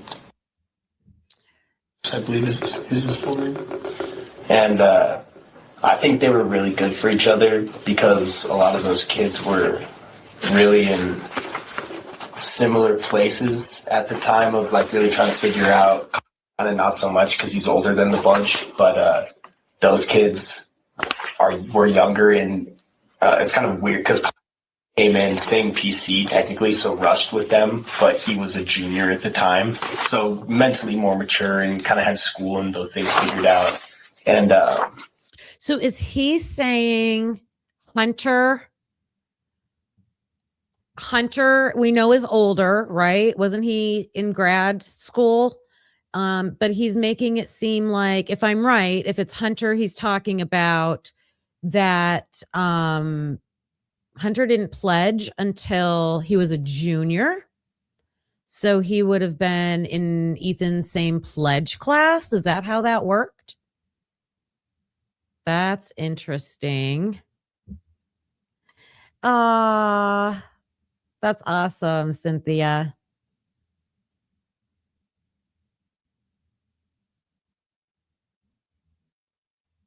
Yes. Oh, that's what I wanted to go back to. Dago, yeah, I remember hearing that body cam footage, right? It's on like, I don't know whose it's on, but it's the body cam footage when they're outside the 1122 house with the crime scene, and Blaker's talking about he would knock his kid out. Yeah.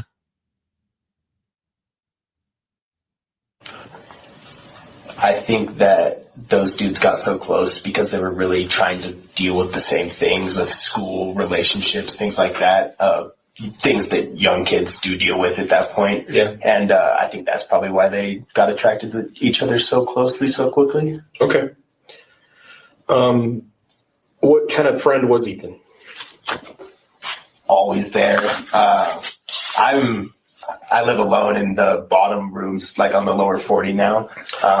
Those were always two men. Right, kind of a swing deal I got going now. Kind of one man. Right? That's a bit strange to me. But, I mean, a lot of my time I spent with Ethan after my sophomore year, his freshman year, so like this year, a lot of the time I spent with him was online video games or things like that. But man, he was like always texting you, always seeing what you.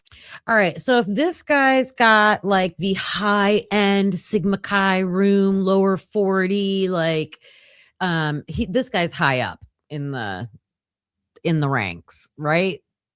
And he's got to be like the secretary of the frat, something like that. The financial executive person of the frat.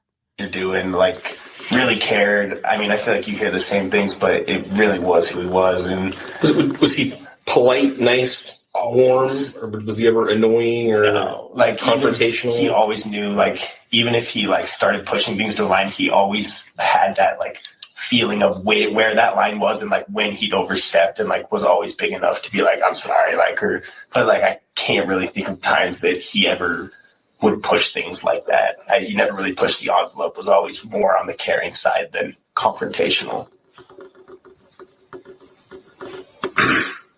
Do you remember him having... That's the word I was looking for, Dago. Not secretary. I was thinking of like treasurer. Yeah. Treasurer.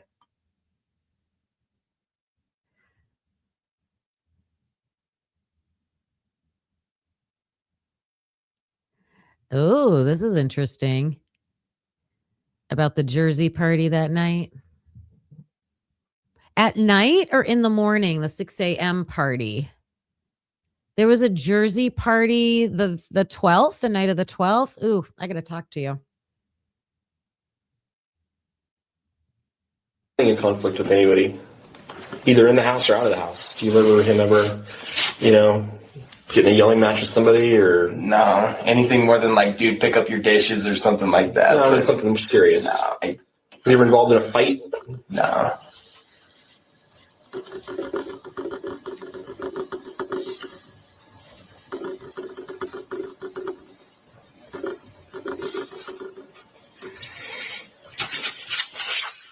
So if you look at this list, you can see the people that have been marked, and I think the ones in stars have been described as good friends of his.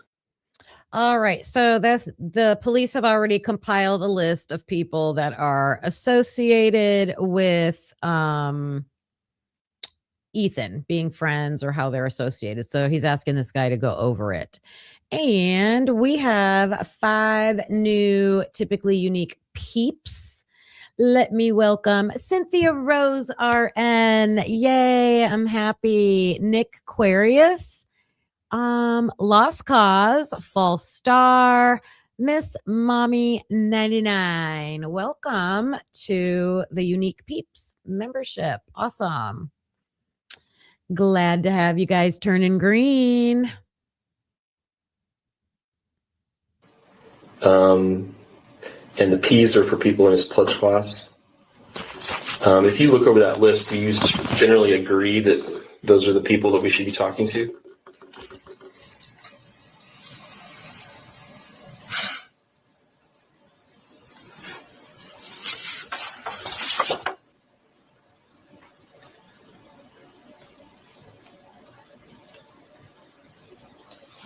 Yeah. Can see anyone that you guys are really missing. That's interesting. Yeah. A name that's come up that maybe we should talk to. Did he have a relationship with him at all? Not that I can really speak on a whole lot comfortably. Did he have a relationship with any of the girls at 1122? No, not that I am aware of at all. Okay.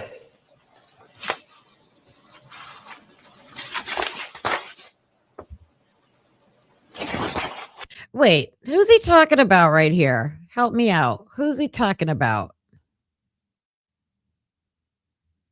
Talk to. Did he have a relationship with him at all? So somebody on that list that's associated with Ethan that they should be talking to, did he have a relationship with the girls at that house at all? Not that I can really speak on a whole lot Not that I can really speak on a whole lot. comfortably. Did he have a relationship with any of the girls? Wait a minute. I'm missing the question. Let me get this. Yeah. A name that's come up that maybe we should talk to. Did he have a relationship with him at all? Not that I can really. Okay, so they're on to somebody that he's saying, does this guy have a relationship at all with Ethan? And he's like, not, his answer is telling, not that I can really, not that I can really speak on a whole lot. What does that mean? Like, say, I don't know. If you don't know the information, you say, I don't know. If you're saying, I can't really speak on that a whole lot, maybe I'm sworn to silence. I'm not allowed to speak on that. Comfortably. Did he have a relationship? I can't speak on that a lot comfortably. Why? Because you'll get called out. The next question is the girls.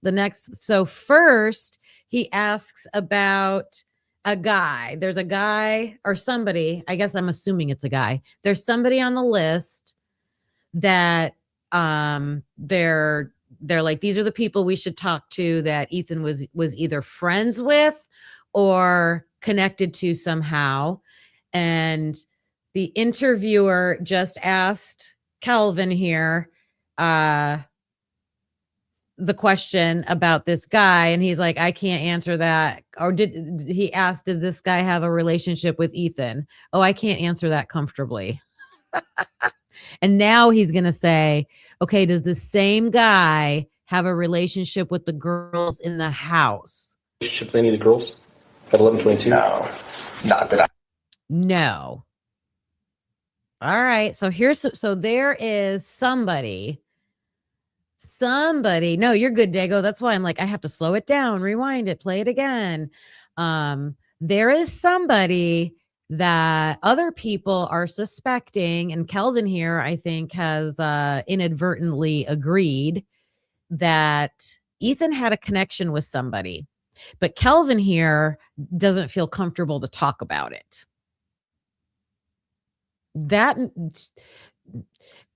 They study together. They're study buddies. I feel uncomfortable talking about that. I can't talk about Ethan being a study buddy. It's not that.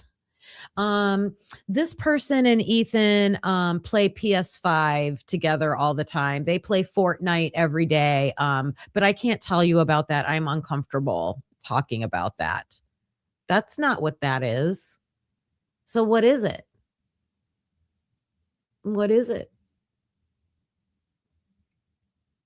I am aware of at all. Okay.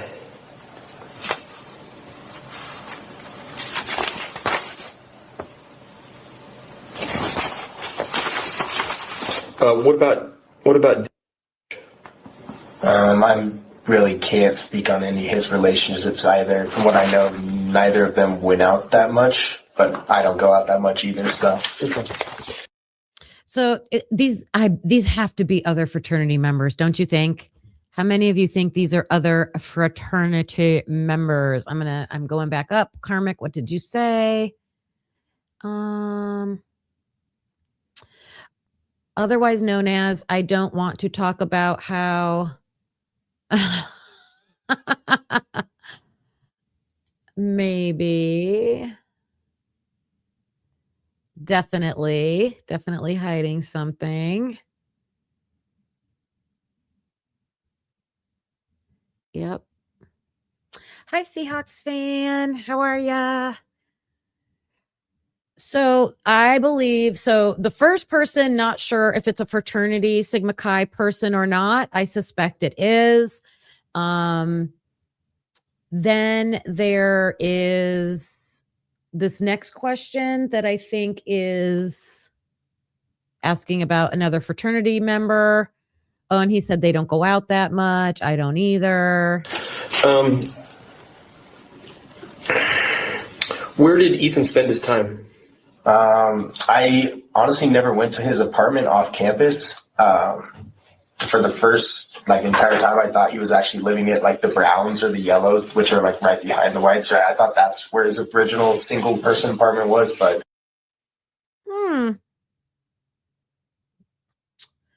Nobody's been to Ethan's apartment. Nobody's been to Ethan's apartment. Have we, let me know in the chat, have we heard anybody say they've been to Ethan's apartment? Hi, Beach Babe. Look at my shirt. Can you see? I got Gerald, my Gerald shirt on. You don't question Gerald.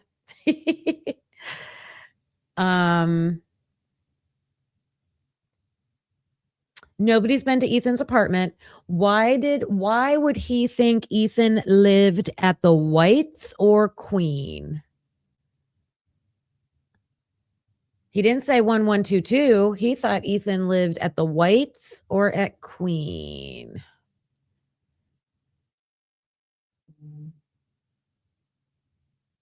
so I had never been to his other apartment, but he was always at the house, whether it was room, which is on the opposite side of me on the bottom of the lower 40, or hanging out with and those guys. But most of the times when I saw him was at the house and not out partying and things like that. So, I mean, if your brother's living in the Sigma Chi house, I mean, you could easily just stay there, you know? That's what I would think. I thought, did he say yellows or whites? The yellows are Queen. The browns are the other ones next to Queen. I thought he said the browns or the whites. I don't know. Let me check.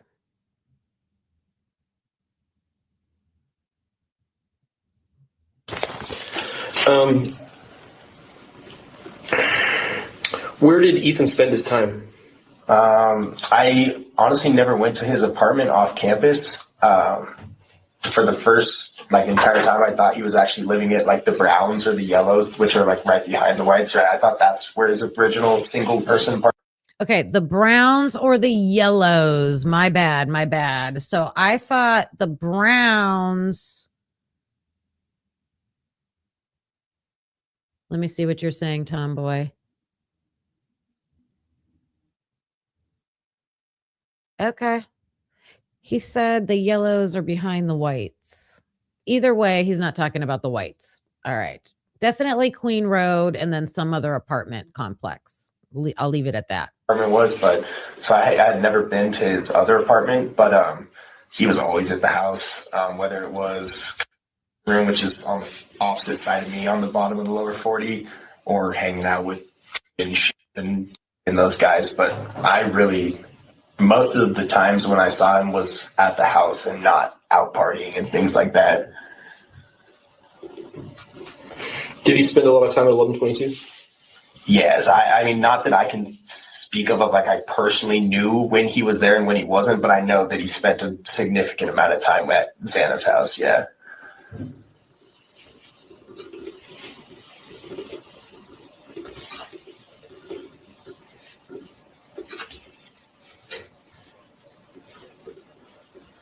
Did you know Xana before Ethan? Not anything more than she's in our Clash of Clans clan, but I've talked to her a couple times here and there. We were freshmen together, but I probably didn't know her until I was a sophomore, honestly.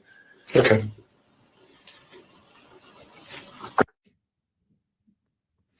That is kind of weird that like Ethan was struggling with his grades. I mean, are we assuming he got kicked out of the, or no, not kicked out, but like he wasn't able to live in the frat house anymore because he didn't like meet the standards, right? Do we know for sure it was his grades? Like, and I'm asking, do we know that for sure?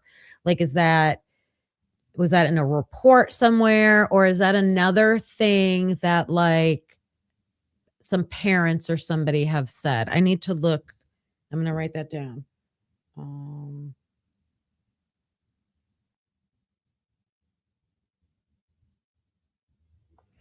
Because I think it's odd that if your child like has a hard time at college,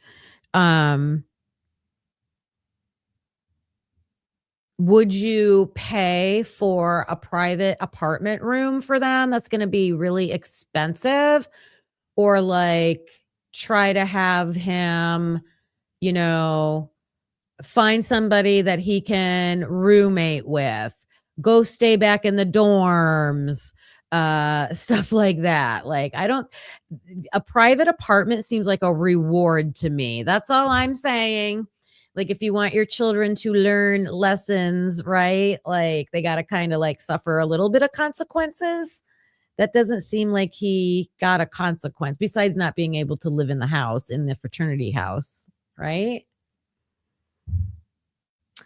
Yeah, you could be a second year freshman.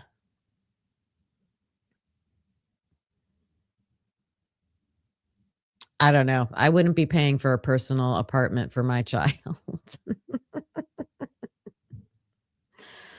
I don't know. Great girl, though. Great person. Did they seem like they were going to go the distance? I think, to me, they were like the same person. Like, goofy, like, almost so, like, not what's the word I'm looking for? Like, not oblivious, but just kind of like the world is great. Like, everything was great. Like, didn't matter if it was actually bad or if it was great. Everything was just great. Like, everything is perfect. Right, exactly. So it's like, it's almost like just obliviousness in there, but like they're smart, like awesome people. So yeah, no, I couldn't see a problem with them. I'm not going to put words in their mouth, but I could see them going the distance. Hi, Tony. They're going the distance. I wish they would have been able to go the distance. They were a cute couple. Yeah, I think he's going to explain how, like, and that is not unusual for many freshmen. I know people personally that they get that freedom of being out on their own and they can't manage their time. And they were good students in high school, but once they're in college and they don't have structure, or they have to structure themselves, they can't maintain their grades. So, yeah, that's common. So was there an ex that Xana had that maybe was mad that she was moving on? I don't know Xana that well, honestly. Not plugged into relationships and the drama that well in campus, I guess. Okay. What about Ethan's past? Did he ever talk about growing up? Not a ton past basketball and kind of like club and things like that. Club? What do you mean by club basketball? Okay. Yeah. That's really what we kind of bonded over to start. When I first met him, was I also played club basketball and traveled and, basketball all summer and all spring. And so that's kind of where we found our initial relationship, was through basketball. But past that, before going, I really wasn't familiar with the area they're from at all. Nor did they really speak about it a ton.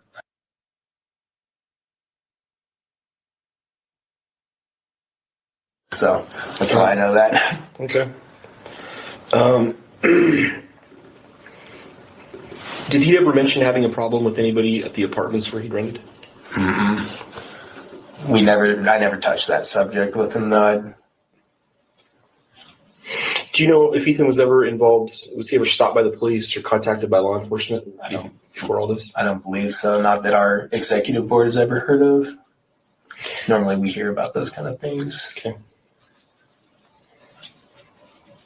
So, could you describe his personal habits? I mean, what did he? Anything unusual? No, he liked to play a lot of video games. He tolerated school. That's actually the reason why he wasn't, probably know that. It's why he wasn't living in the house. No, nothing out of the regular. Do you know what he wanted to do after school? I don't, to be honest with you. I can't remember if it was him or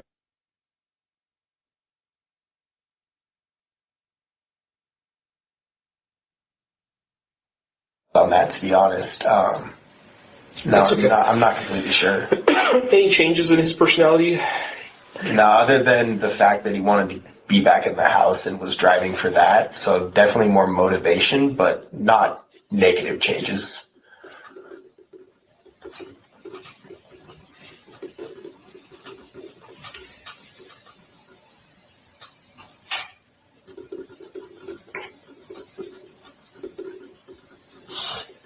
How were his interactions with other people that weren't Sigma Chi?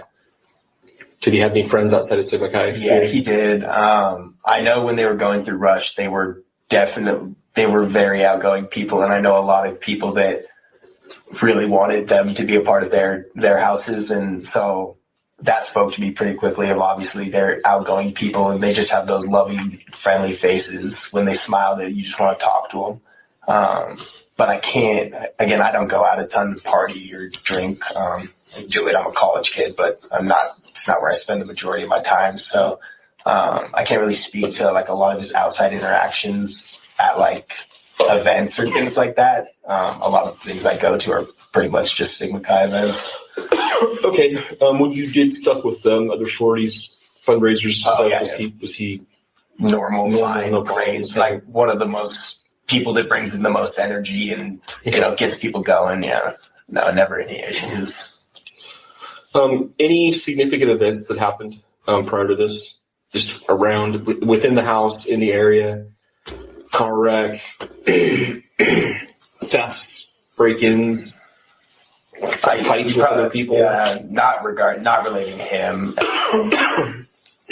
No. What were you going to say? But that was a couple month or two before, and that is not related to Ethan. What is it? Had an incident with the police. I think he's.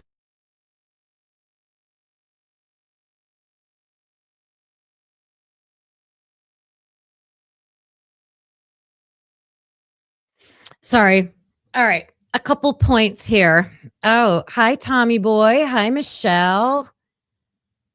Kopaka played video games too. You never know who you meet through there. That's a good one. So they had a little bit ago asked him, and I always pay attention. I know I saw your comments, Sluther, like the questions, like they seem like they're going down a path. Hold on, I gotta close my door.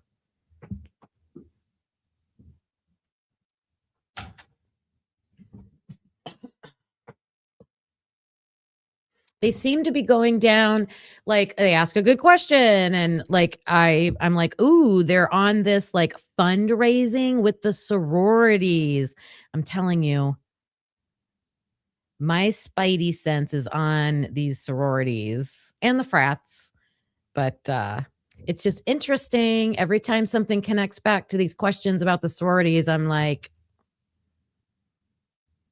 there you go. I think that's my opinion.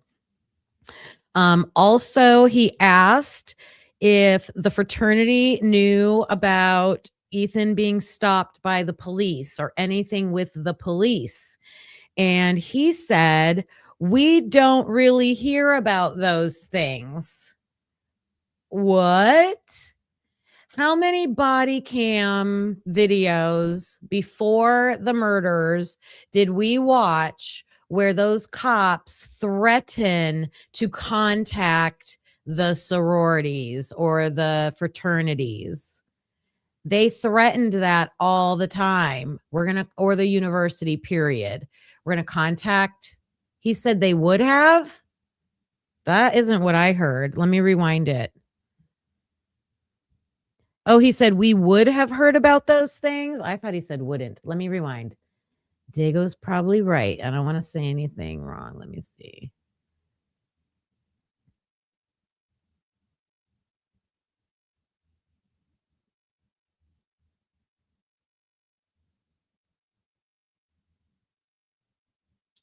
What am I looking for? Stopped by police.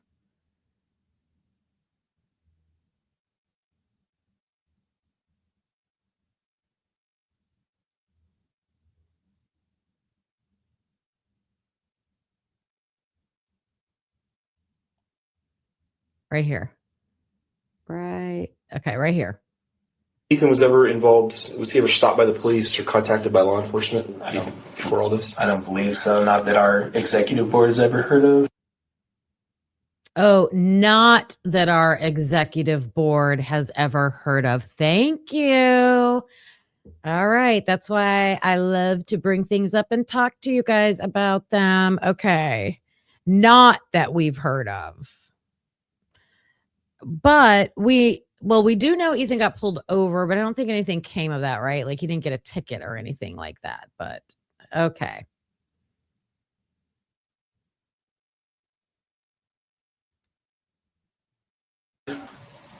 Normally we hear about those kind of things. Okay.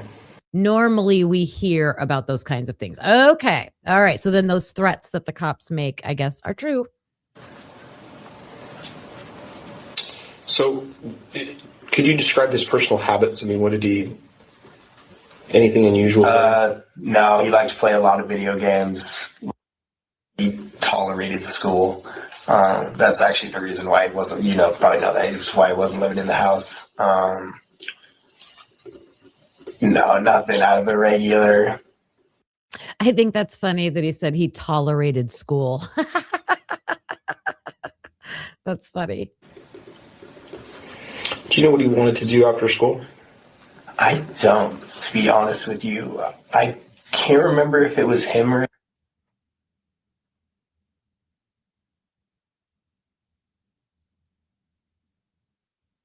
Oh my on God. that, to be honest. Redacted. No, That's okay. I'm not completely sure. Any changes in his personality? No, other than the fact that he wanted to be back in the house and was driving for that. So definitely more motivation, but not negative changes. Hi, Becca.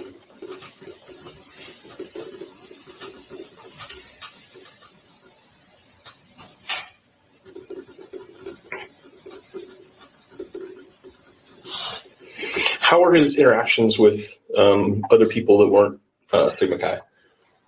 Did he have any friends outside of Sigma Chi? Yeah, he did. I know when they were going through Rush, they were very outgoing people, and I know a lot of people that really wanted them to be a part of their houses, and so that spoke to me pretty quickly of obviously they're outgoing people. That's interesting, Sleuther. So no charges for Maddie or Ethan, just underage for Kaylee and a speeding ticket for Xana. My ears kind of perk up when I hear that stuff, especially after seeing the Molly pullovers, because in my opinion, it looks like when the police want to speak to somebody that might be a potential CI, they will pull them over so that they can have a conversation with them. That's what I've observed. I don't know. So on paper, this looks innocent, but there could be, I'm not saying there is, but there could be something behind it. Yes. Sleuther, do you know anything about Bethany? There has been lots of talk for a long time that she had a DUI. And in my opinion, that's a big deal. Like that's that's a humiliating, like, affecting your license, your driving abilities, financial, probably with the sorority, maybe. Like, is that if you have like an unbecoming event like that, are there consequences for that back at your sorority? That to me would be maybe something that if the police wanted a connection inside of the sorority, again, just totally speculating, could they use an event like that to maybe put some pressure? Hey, we can drop these charges or lessen them to like a speeding ticket or something if you'll do something for us. I'm just looking for that. I'm looking for that like type of, flipping somebody for information type of event. They just have those loving, friendly faces. When they smile, that you just want to talk to them. But I can't. Again, I don't go out a ton to party or drink. I do it. I'm a college kid, but I'm not. It's not where I spend the majority of my time. So I can't really speak to like a lot of just outside interactions at like events or things like that. A lot of things I go to are pretty much just Sigma Chi events. Okay. When you did stuff with other sororities, fundraisers, was he normal, fine, no great? problems? Like one of the most people that brings in the most energy and gets people going. Yeah, no, never any issues. Any significant events that happened prior to this, just around within the house, in the area? Car wreck, thefts, break-ins, fights with other people. Yeah, not relating to him. No. What were you gonna say? But that was a couple month or two before, and that is not related to Ethan. What is it? Had an incident with the police. I think he's still dealing with it, to be honest, but can't speak on it, but I just know. Is he a Sigma Chi? Yeah, he is. Do you remember what that was about? It was a drunk driving related thing. Well, there you go. Was Kai baby a Sigma Chi and hung out with Bethany and got a DUI? I mean, we don't know. We have to totally guess. The name's redacted. I don't know who got a DUI, but some Sigma Chi person got a DUI. That's why we can't, or he can't speak about it, because it's another frat brother. Yep. Miss L. Briley. Hello. Miss Briley. Nice to see ya. Oh, good to know, Sleuther. Thank you. He like plowed through a carport or something of the sorts, and he was dealing with. Although, let's just get a little speculative here. If there is a CI, there might not be anything on file for a CI if they had gotten in trouble. I don't know. Any way to ask about that, Sleuther? Like if someone was had a DUI or had some kind of charge like that, what does the paperwork look like if they turned confidential informant? I'm curious about that. Washington State, Sleuther. See if anything comes up in Washington State for Bethany. Oh, yeah, another county. I don't know if she has to look up by county. What county would that be? Tomboy, what county would that be?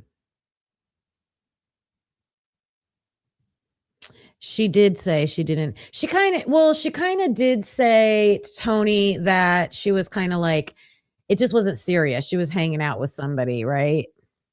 Whitman County, Washington.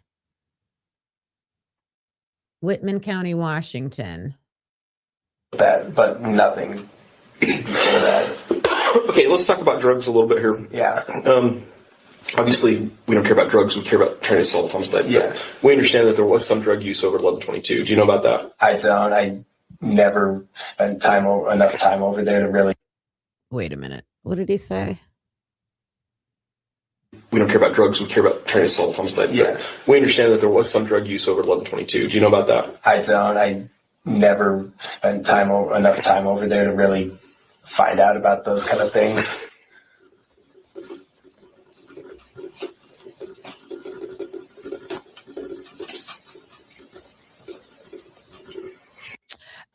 One thing about that statement, I am glad that there's a police officer saying we've come to understand or something like that, that there was drug use at 1122. He's stating that as a fact. Like, we've interviewed enough people that we know that this was going on there.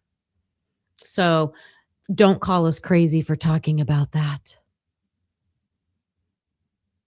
If you wanted to source Adderall, where would you go? I know there's a couple guys in the house that have prescriptions. If I wanted to, like, sourcing makes it sound bad. Makes it If you're sound looking like for someone to sell you Adderall, where would you go? See that? Yeah. So there's a couple people that have prescriptions. Yeah, but like I'm not buying it from them. Like at that point, it's just like hey man, like I just need to get this assignment done, like something like that. Like fair enough. I don't want to give you the impression that people are dealing Adderall out of our house. It's not like what's going on. That's not what I think is going on. Lucy, what was it, girl? Just an accident? Just an accident. Okay. All right. Frankly, I think it's a different house, but what about cocaine? No idea. No idea. I mean, if you want to hear my. So this is interesting that this cop says this investigator. He's like, not really saying, not accusing your fraternity of selling Adderall, but they're quite frankly, we think it's a different house. Like they know.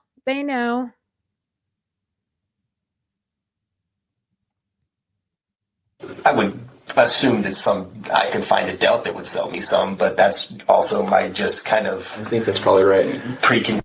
All right. Boom. Right there. The Delts. The Delts. Is it Delta Tau Delta? Please let me know in the chat. Is it Delta Tau Delta when they're saying the Delts? Kelvin here says, if I wanted to get some Adderall, I could go to them. Tomboy says, yes, thank you. And the cop says, yeah, I think you're right. That's who we think it is too. If Jack Showalter is a Delt, they were also looking into him, I think, with selling drugs. They were asking people if he sold drugs. Nothing for Bethany in Washington, Whitman County. Okay. Lucy says she has it, Sleuther. And it was an accident, but I don't know where she said it was. Why is he bringing up specific drugs? Well, because those were the two drugs that, so Adderall was found in their system. And then people who were interviewed said that Kaylee and Xana, that they had seen them do coke before. Ooh, Jack Decor. Ooh, okay.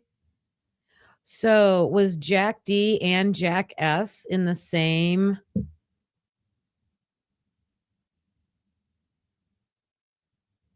Same fraternity?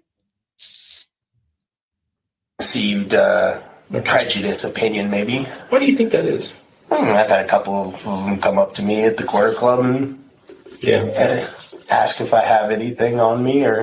Oh, who's he talking about? Is he talking about at the Quarter Club? Is he talking about the Delts? I think that's probably right. I would ask a Delt. I think that's probably right. Preconceived A prejudice opinion, maybe. Why do you think that is? I've had a couple of them come up to me at the Quarter Club and ask if I have anything on me or anything that they might be able to use. Right. Why are they asking you? Say you're telling on yourself without telling on yourself. Hi, Sarah. Right, Dago. Bombastic side eye. Criminal offensive side eye. I don't know, man. These guys just come up to me at the corner club and ask me if I got any dope for them.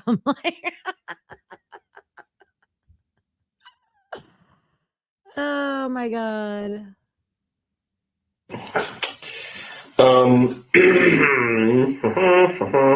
How about online behavior with Ethan? Did he do anything online unusual? Did he have any contacts online? No, and like, do you play games?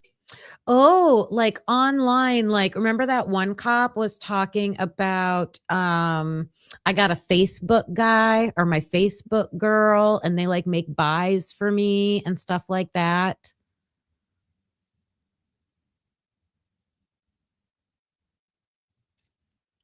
Games with people from like back home? Xbox, we just play with I play with one of my, but he just lives at, he's like my brother. I grew up with him since I was 2, I think. So we've got the Sigma Chi community. Yeah. And we've got grown up home family community. Yeah. What other communities is Ethan part of? I know somebody said he plays intramural sports. Yeah. And then he's got his classes that he takes. Yeah. So what, besides those 4 pots of people, what other pots might we find him in? If that makes sense. I mean, honestly, and like the way he was so outgoing, so where like I almost wouldn't even group like it would as Sigma Chi, it would be like Greek life almost, which is like the hard part too of like he was an outgoing person like that. He knew a lot of people liked him. I forgot the kid. So that's also a lot of connections. What just happened? Oh. What just happened? I lost my I lost your comments. Can you guys hear me? Why'd I lose my comments?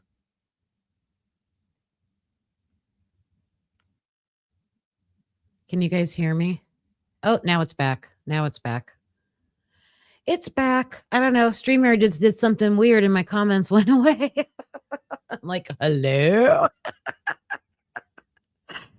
Oh my gosh. Now I forget what I was saying about him. Oh, with Ethan, like he wasn't just popular in Sigma Chi. He was popular with all of Greek life. And I'm just saying like, okay, then that's a lot of connections, right? To everything that might have been going on. I think it's or something. I'm unfamiliar, but I know that they were best friends and like made a great relationship through Rush. Who he was best friends with? I can't remember. No, it's not Jay. To be frank, it's the kid who called 911. Oh, Hunter. Sorry, Hunter. Yes. So according to this kid, Ethan was almost best friends with Hunter Johnson.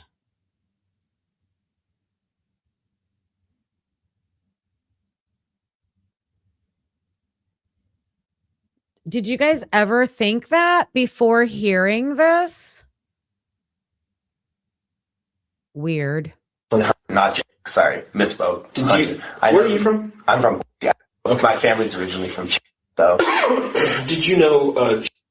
No, I didn't. Or didn't Showalter? No, I grew up on the east side. So he just asked him if he knew. I think he was saying Jack Decor and Jack Showalter. Did you know them? No.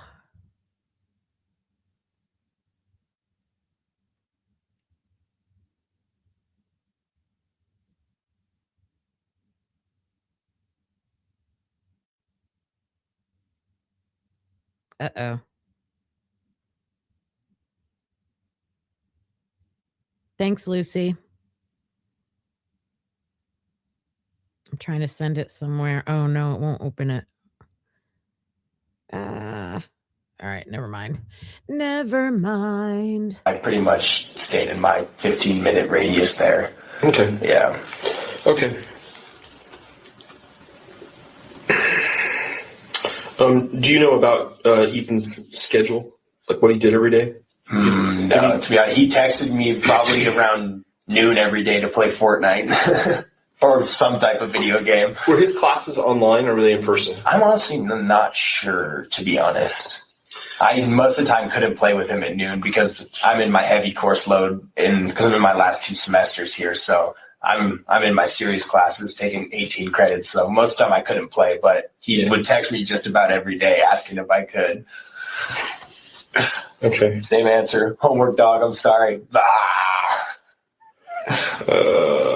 Any recent changes to his schedule? No.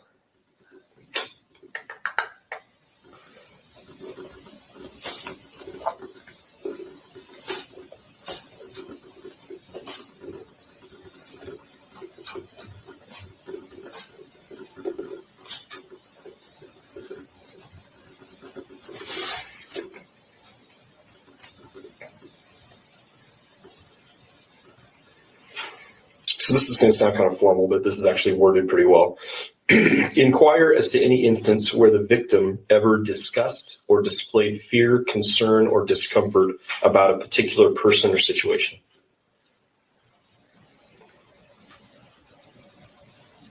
Anything?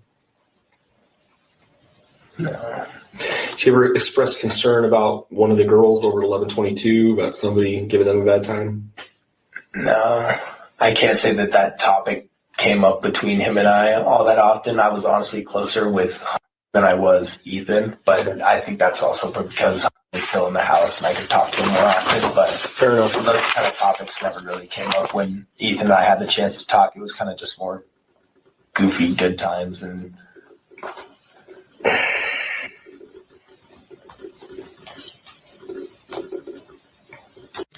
So just speaking about Hunter Johnson always being over at the 1122 house, we've seen him. And then with the other interview that was dropped today, I can't remember the person. What was the guy's name that Lana was watching earlier?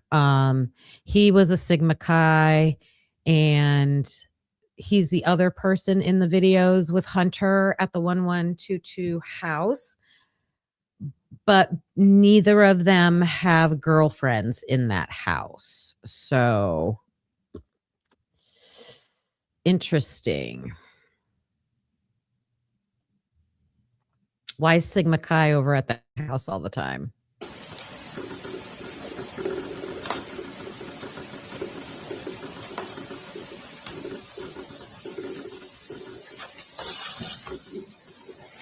I think we recovered this, but anyone who didn't get along with him, or they had conflict with each other, that they maybe tried to just avoid him because they just didn't get along. No. Nothing like that.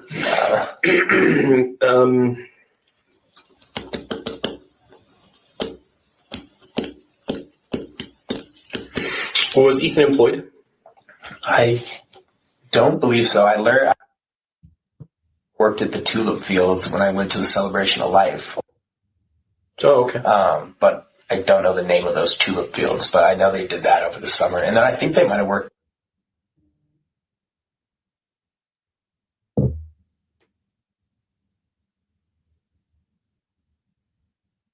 But again, I just learned that at the Celebration of Life.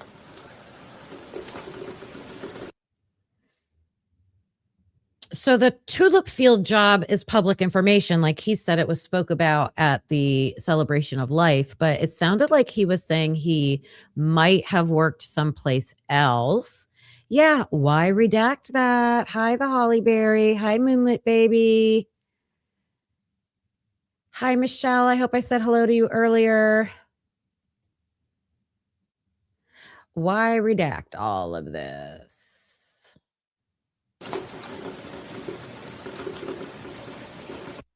I do have to say, though, I mean, I don't know if you can do it anymore, back in the day, children, a lot of college students would work during the summertime, work your butt off to save as much money as you can so that when you went back to college, you had money and didn't have to work.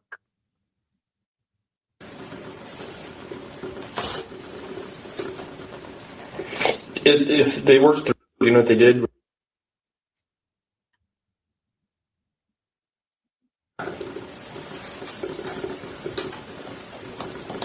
What was that question? If they worked through, you know what they did? If they did work there, do you know what they did? Who's they? Who's they? If they did work there, do you know what they did?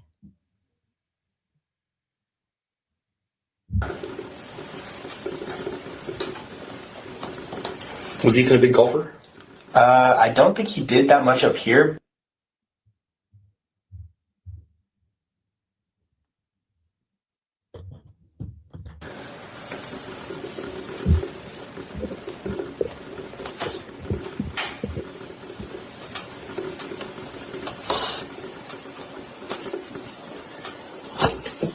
He played intramural sports, is that right? Yeah. What intramural sports did he play? Volleyball, basketball, maybe badminton. Really? Football, yeah. We had a wrestling intramural. He didn't do wrestling, but we had one this year, which was crazy. Let's see. Soccer. I don't know. Pretty much anyone he could get his name on there for. Again, ever have any conflicts with anybody with intramural sports that? No, nothing like that. Yeah.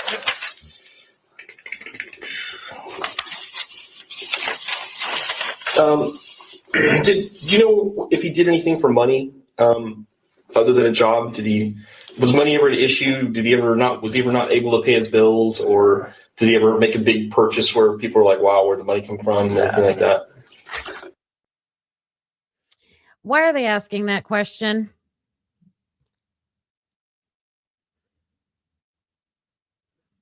They're asking that question because they're trying to find out about selling substances, in my opinion. That's why you're asking that question. So why are they suspecting that?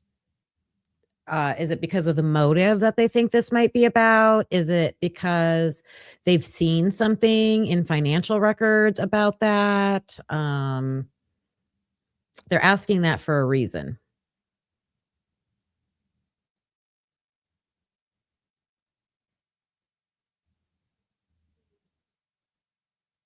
And it's redacted. Whatever he's saying is redacted right now.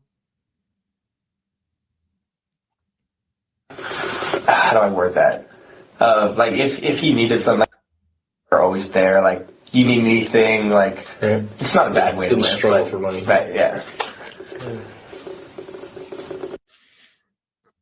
So he's making it seem like he would just rely on other people if he was in a bad way and needed money. So he's either talking about his fraternity brothers or maybe Maisie and Hunter. Who knows?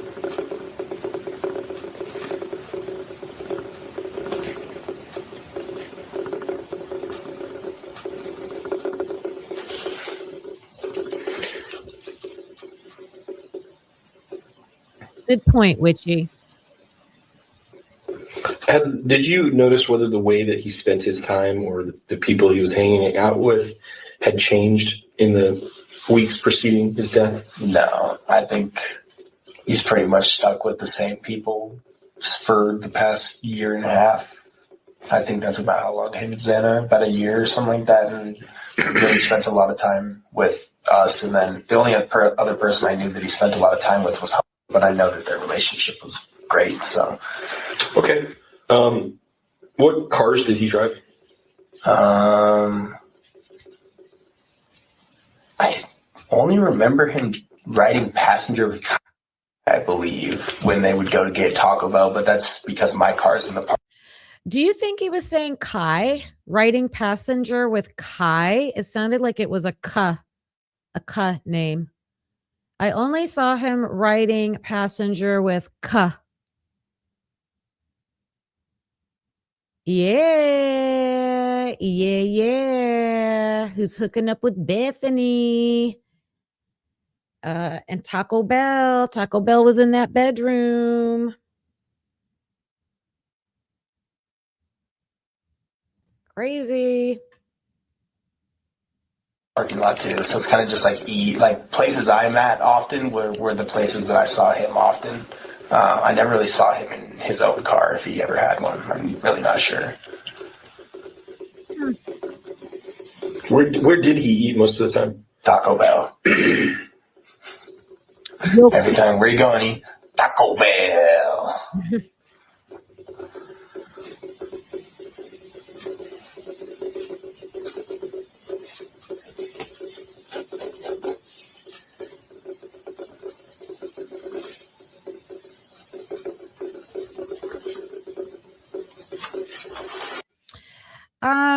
Just to make a Taco Bell connection. I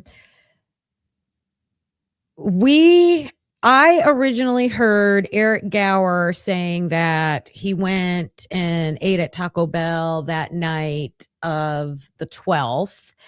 But then when we were watching his interviews, I don't remember him saying anything about Taco Bell.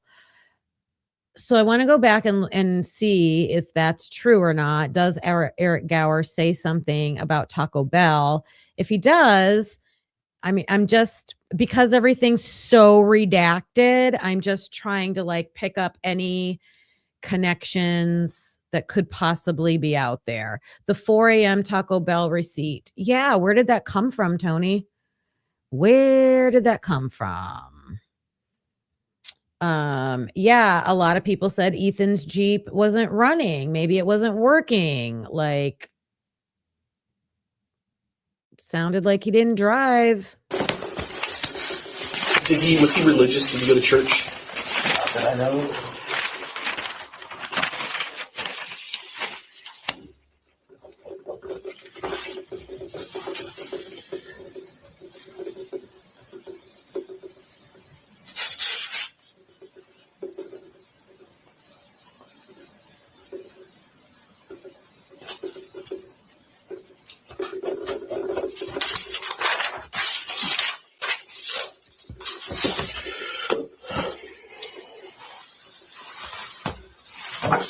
I mean, I assume you would have said something, but to ask the question, yeah. Do you know anybody that has that kind of car? Have you seen that car in the area? I haven't. No. wait a minute. What car? Are you a hunter? Is he showing him a picture of a white Elantra? I assume you would have said something, but to ask the question, yeah. Do you know anybody that has that kind of car? Have you seen that car in the area? I haven't. No. If he's showing him a picture of a white Elantra, they were all over the place. The white cars that looked like that were all over the place. All over the place. What did Meanie catch? Yeah. Yep.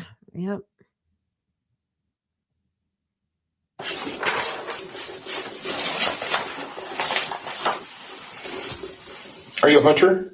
Outdoorsman? Yeah, I guess. My dad's way more avid than I am. Probably wishes I was a bit more, but I just got my hunting license a year ago or so. Okay, I'm going to show you a picture of the knife.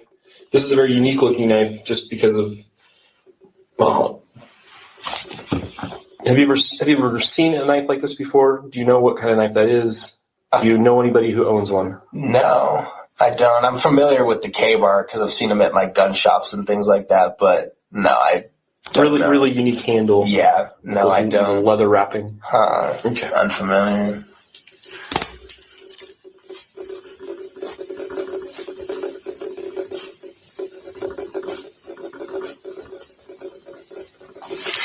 So these last questions are going to be a little weird, but they're kind of supposed to be.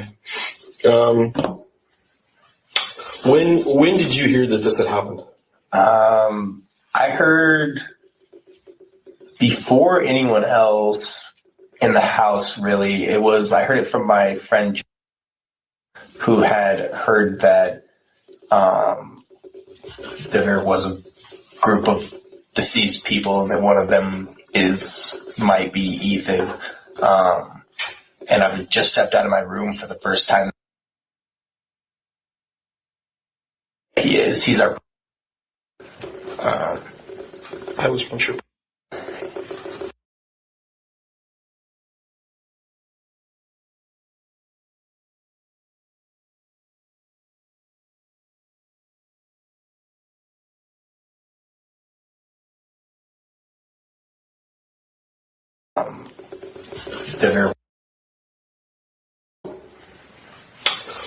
When did you hear that this had happened?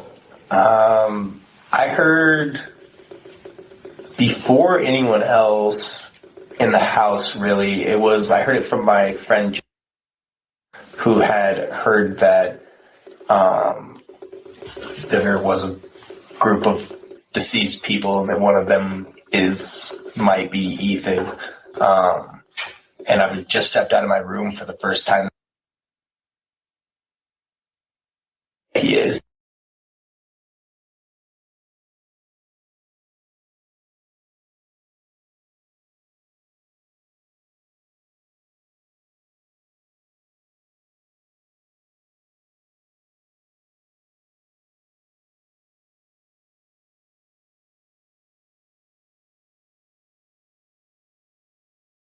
Why am I muted? I said, I bet he was saying a time right there because they redacted it. This is redacted, and he's saying when he heard about it, I bet he's saying a time before 12 p.m. What do you guys think? He heard it before anybody else in the house. He heard it from his friend J. Starts with J. J. Who do you think that friend is? Why aren't we allowed to know the times? If he heard it before everybody else in the house, so that to me means before the vandal alert, right? Everybody in the house are students. They would have gotten the vandal alert. Yeah. Yep, for sure. He's our president. He's our bookie bouncer. I'm just being funny. I was unsure. True story, right? Okay, so he told you, and when you fully realized what had happened, that there were 4 people that had been murdered via being stabbed, and one of them was Ethan, and one of them was Xana, and they were at that 1122 house. What was your initial take? What did you first think?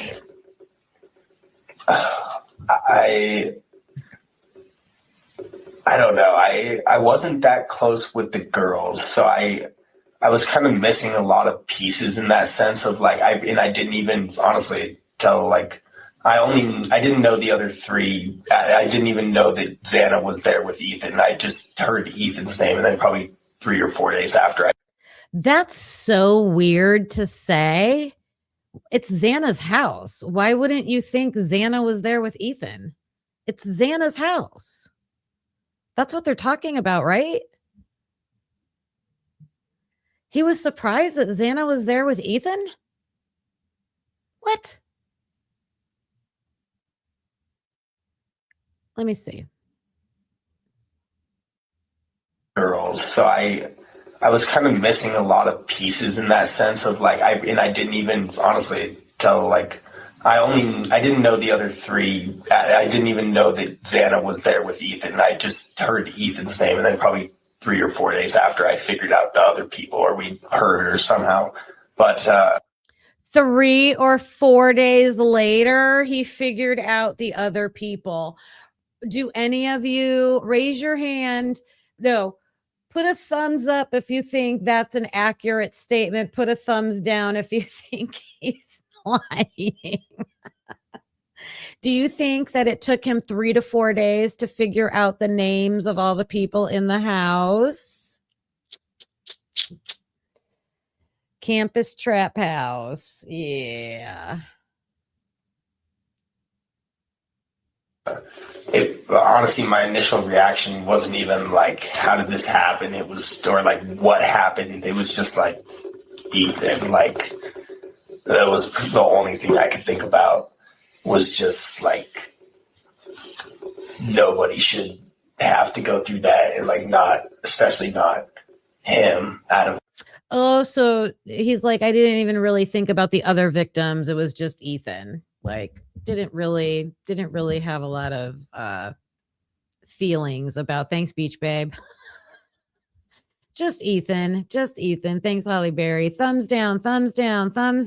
Yeah. All people, like, he was the least deserving of that. Like, that, I feel like that was the only thing I could think of, was the fact that, like, Ethan was the least deserving. I mean, if this guy's, thanks, Dago, if this guy has got information, then out of all the victims, he's saying, and I know he's saying it because he's saying Ethan was a super nice person. I get it. But if you're a fraternity trying to, there could be more into that, is what I'm saying. again, I wouldn't wish that upon anyone else in the world, but especially him. Like, he never deserved that. I feel like that was the only thing that kept running through my head for the first 3 days. Just because he was such a good person. Just like the most impeccable. Like, again, not the smartest, not the hardest working all the time, but like just the most genuine ever. Like, that, he never lacked that ever. So if you had to attribute, I mean, what did you suspect who did you suspect had done this? Or what type of person would you suspect had done this? And what do you think their motivations might have been? I don't know. When I heard that there was no sexual mutilation of the bodies, it is almost more frightful in the sense of still being hurt, or like that person still being in an area, because like that changes the motive or like the reasoning behind it a lot, right? So I guess that's kind of was my main thing. I don't really know what I thought out of that, but I was just more taken aback by that, I guess, of the fact that like there was, like, it was just to kill. There was no, like, that's what stuck with me the hardest, I guess. I don't know if that answers your question or not, but no, it's a good take on it. Some people say interesting things that, it's like, oh, okay. Yeah. Do you think it could be somebody within the Greek system that did this, that knew them? Do you think there's people in the Greek system that are capable of this? I believe so. I couldn't put names to that, or like, but there's situations, even like don't take this in the wrong way at all, but I live alone in that bottom room. Like, I could walk out and do anything at any point in the night, and none of my brothers would ever know. So like, it's really. So he's more talking about like getting away with it. Like, I think the cop is asking like who has more of a personality to be capable of committing a murder like this. This guy's taking it in the direction of who would have like access to sneak away undetected, pull it off, and not have anybody else know. So, Michelle, he can't put names, but I can.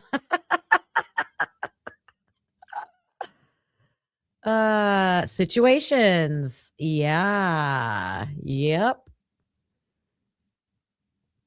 This is almost over.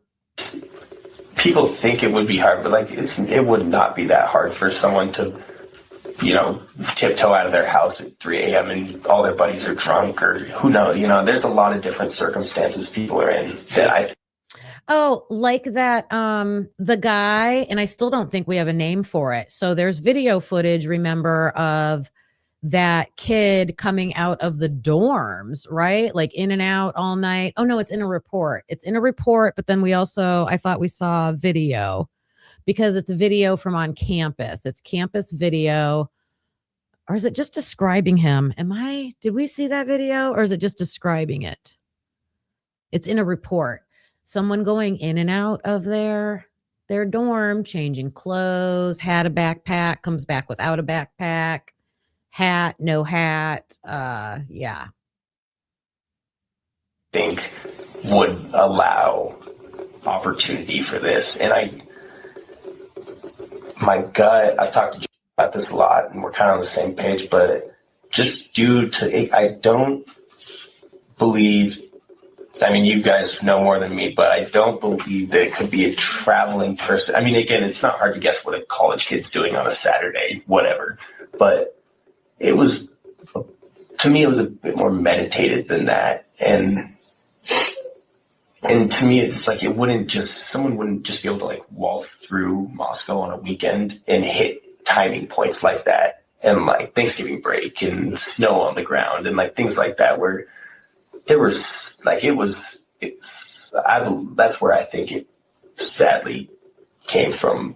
Someone, maybe not the Greek community, but someone who had A lot of people are from out of town. Yeah.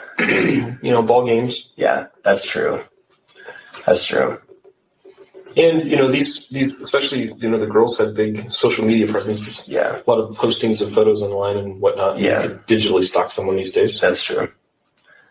I don't know. I think it'd be hard for someone to hit those kind of time periods just because, like, I mean, it's easy to guess that they're drinking, but time periods are so sporadic on those kind of things. I don't know. Yeah, he's thinking, how do they know that they're all sleeping in the house? There's like 18,000 cars in the driveway, and you're going into the house thinking that you're going to be able to sneak in and, and not knowing the layout of the house.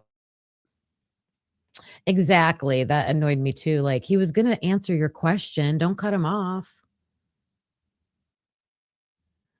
Does anyone know where I can get a list of names of all the frats at Sigma Chi? Now that information, just like the names of the frats at that university, I'm sure it's on a website. You might have to let's do that real quick. If I type in Greek life, at U of Idaho. Oh, this is the same page I was on earlier, but let's look. It says University of Idaho Greek life. Greek life.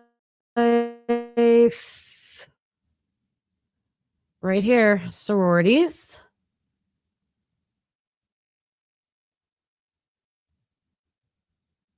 Okay, here we go. Alpha, gamma, delta, alpha phi, delta, delta, delta. That's what I was saying earlier. Delta, delta, delta, delta, gamma, delta, zeta, gamma, phi, beta, kappa, alpha, theta, kappa, delta, kappa, kappa, gamma, and pi, beta, phi. Yep, you can find it right there. And then there's fraternities. So just Google Greek life at U of I.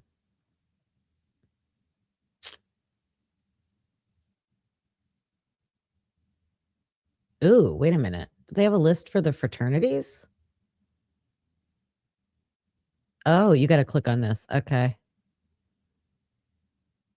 Ooh, they give national websites for the fraternities.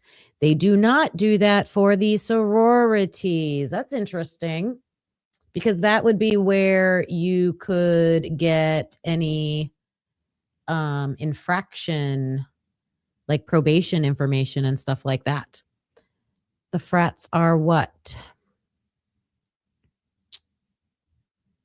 A stranger wouldn't be able to pull it off with everyone at home. And I know.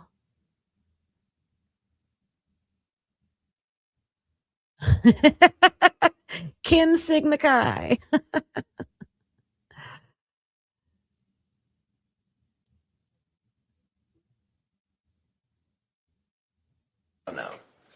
I don't think someone could come through on a weekend and get that kind of luck. And I don't think it was luck. We don't either, dude. We don't either.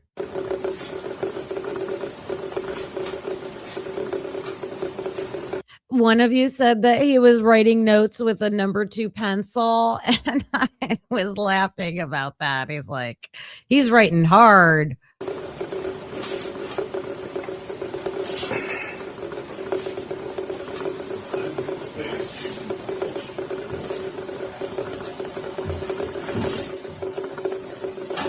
You guys probably do get a lot of tips, huh?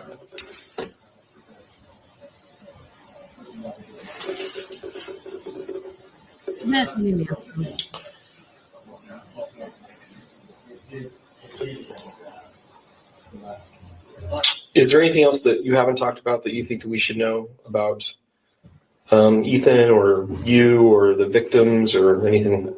No. Okay.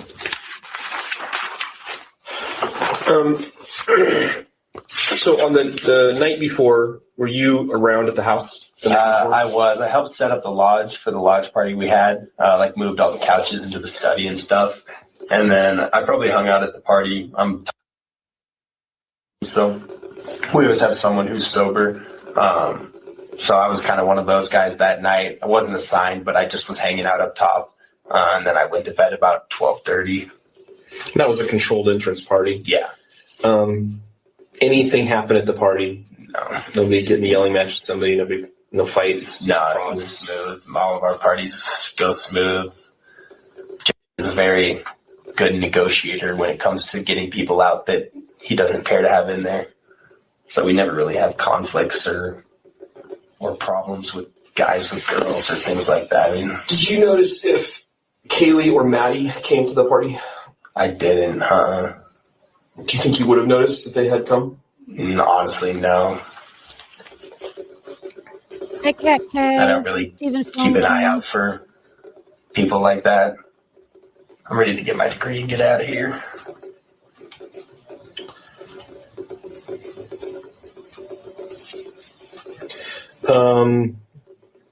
So did you see Ethan and Xana at the party? No, I just saw setting up the lodge earlier, but I never saw Ethan and Xana in the lodge.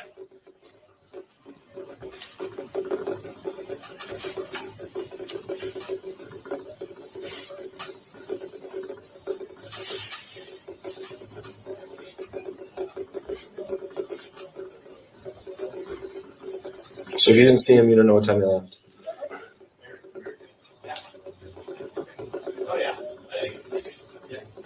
Did you happen to go to the other formal? I think it was the sorority. Did you happen to go to that? That wasn't. It's interesting that you can hear like the voices in the background. So I'm thinking, remember when we saw the footage of days after? So this was December 14th.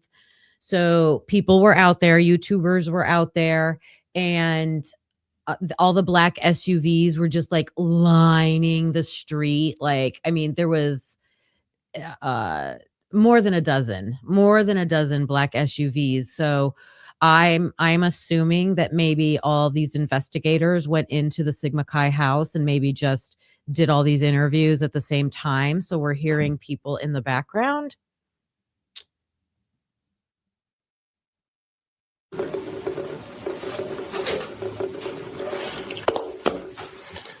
Anything else we haven't talked about? I don't think so. Okay, I'm gonna stop the interview at 5:08. As a reminder. All right.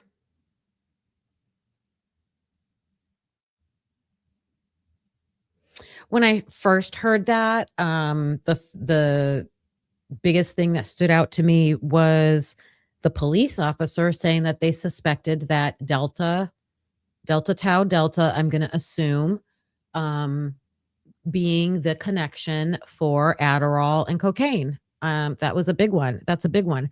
I think another piece of information is that Kelvin here knew about the murders before anybody else, according to him, in the Sigma Chi house.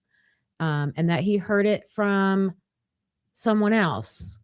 So I don't know. So he heard it from someone not in the Sigma Chi house. We weren't allowed to hear the time that he said that. So this video has way too many redactions. It is beyond redacting for privacy issues. It is redacting information that we should have the freedom to hear. Freedom of Information Act, right? Something has to be done about that. I wish he would have mentioned a Snapchat. He did not, right? But yep, he must, good point, Ro. He must have been in the Snapchat group. Oh, I can't wait till those come out. Those have to come out. My hearing, I don't know, I'll have to listen with headphones on, but I thought he was saying like a "j" sound. I don't know. Also that he was saying that Ethan and Hunter were such best friends. So that was also interesting. All right. This was a long one, so I am going to clock out for today. Thank you to all the members who joined today, the green team. Peeps, I see you. And all of my moderators always in here showing up and supporting me. Thank you so much. Oh, look at Kat K becoming a new member. Welcome, Kat. Clock it. So I gotta say thank you. Clock it. Glad to have you. Awesome. Everybody, welcome Kat K into the memberships. Mods, you are awesome. Love you guys. Everybody else that was watching today, Tony Stevenson, you crack me up all the time. You think we're all getting very close. I mean, we're having to creep there, right, Susie? We're like creeping to the truth because it's a slow drip of information that's coming out. So we will see. All right, you guys have a great weekend. Don't forget to come by at 6 p.m. Eastern time tomorrow, Saturday, 6 p.m. Eastern time for the verdict room. And we are having Jules True Crime Reactions, right? She changed the name of her channel. Jules True Crime Reactions on. I cannot wait for that. I can't wait to talk to her. So yeah, I'll see you guys tomorrow evening. Clocking out. Bye, everybody. Thanks for watching. Hope you felt the spark. Please hit that like before it gets dark. Subscribe. It's free and keeps us going strong. You're part of the crew now, right where you belong. Join us next time, same truth, same fire. We bring the heat and never tire. We're typically unique and proud to be a husband and wife in podcast harmony. That could be unique, yeah, that's you and me. Don't forget to like and hit subscribe, it's free. Come back again, we'll be right here with truth and laughs and zero fear.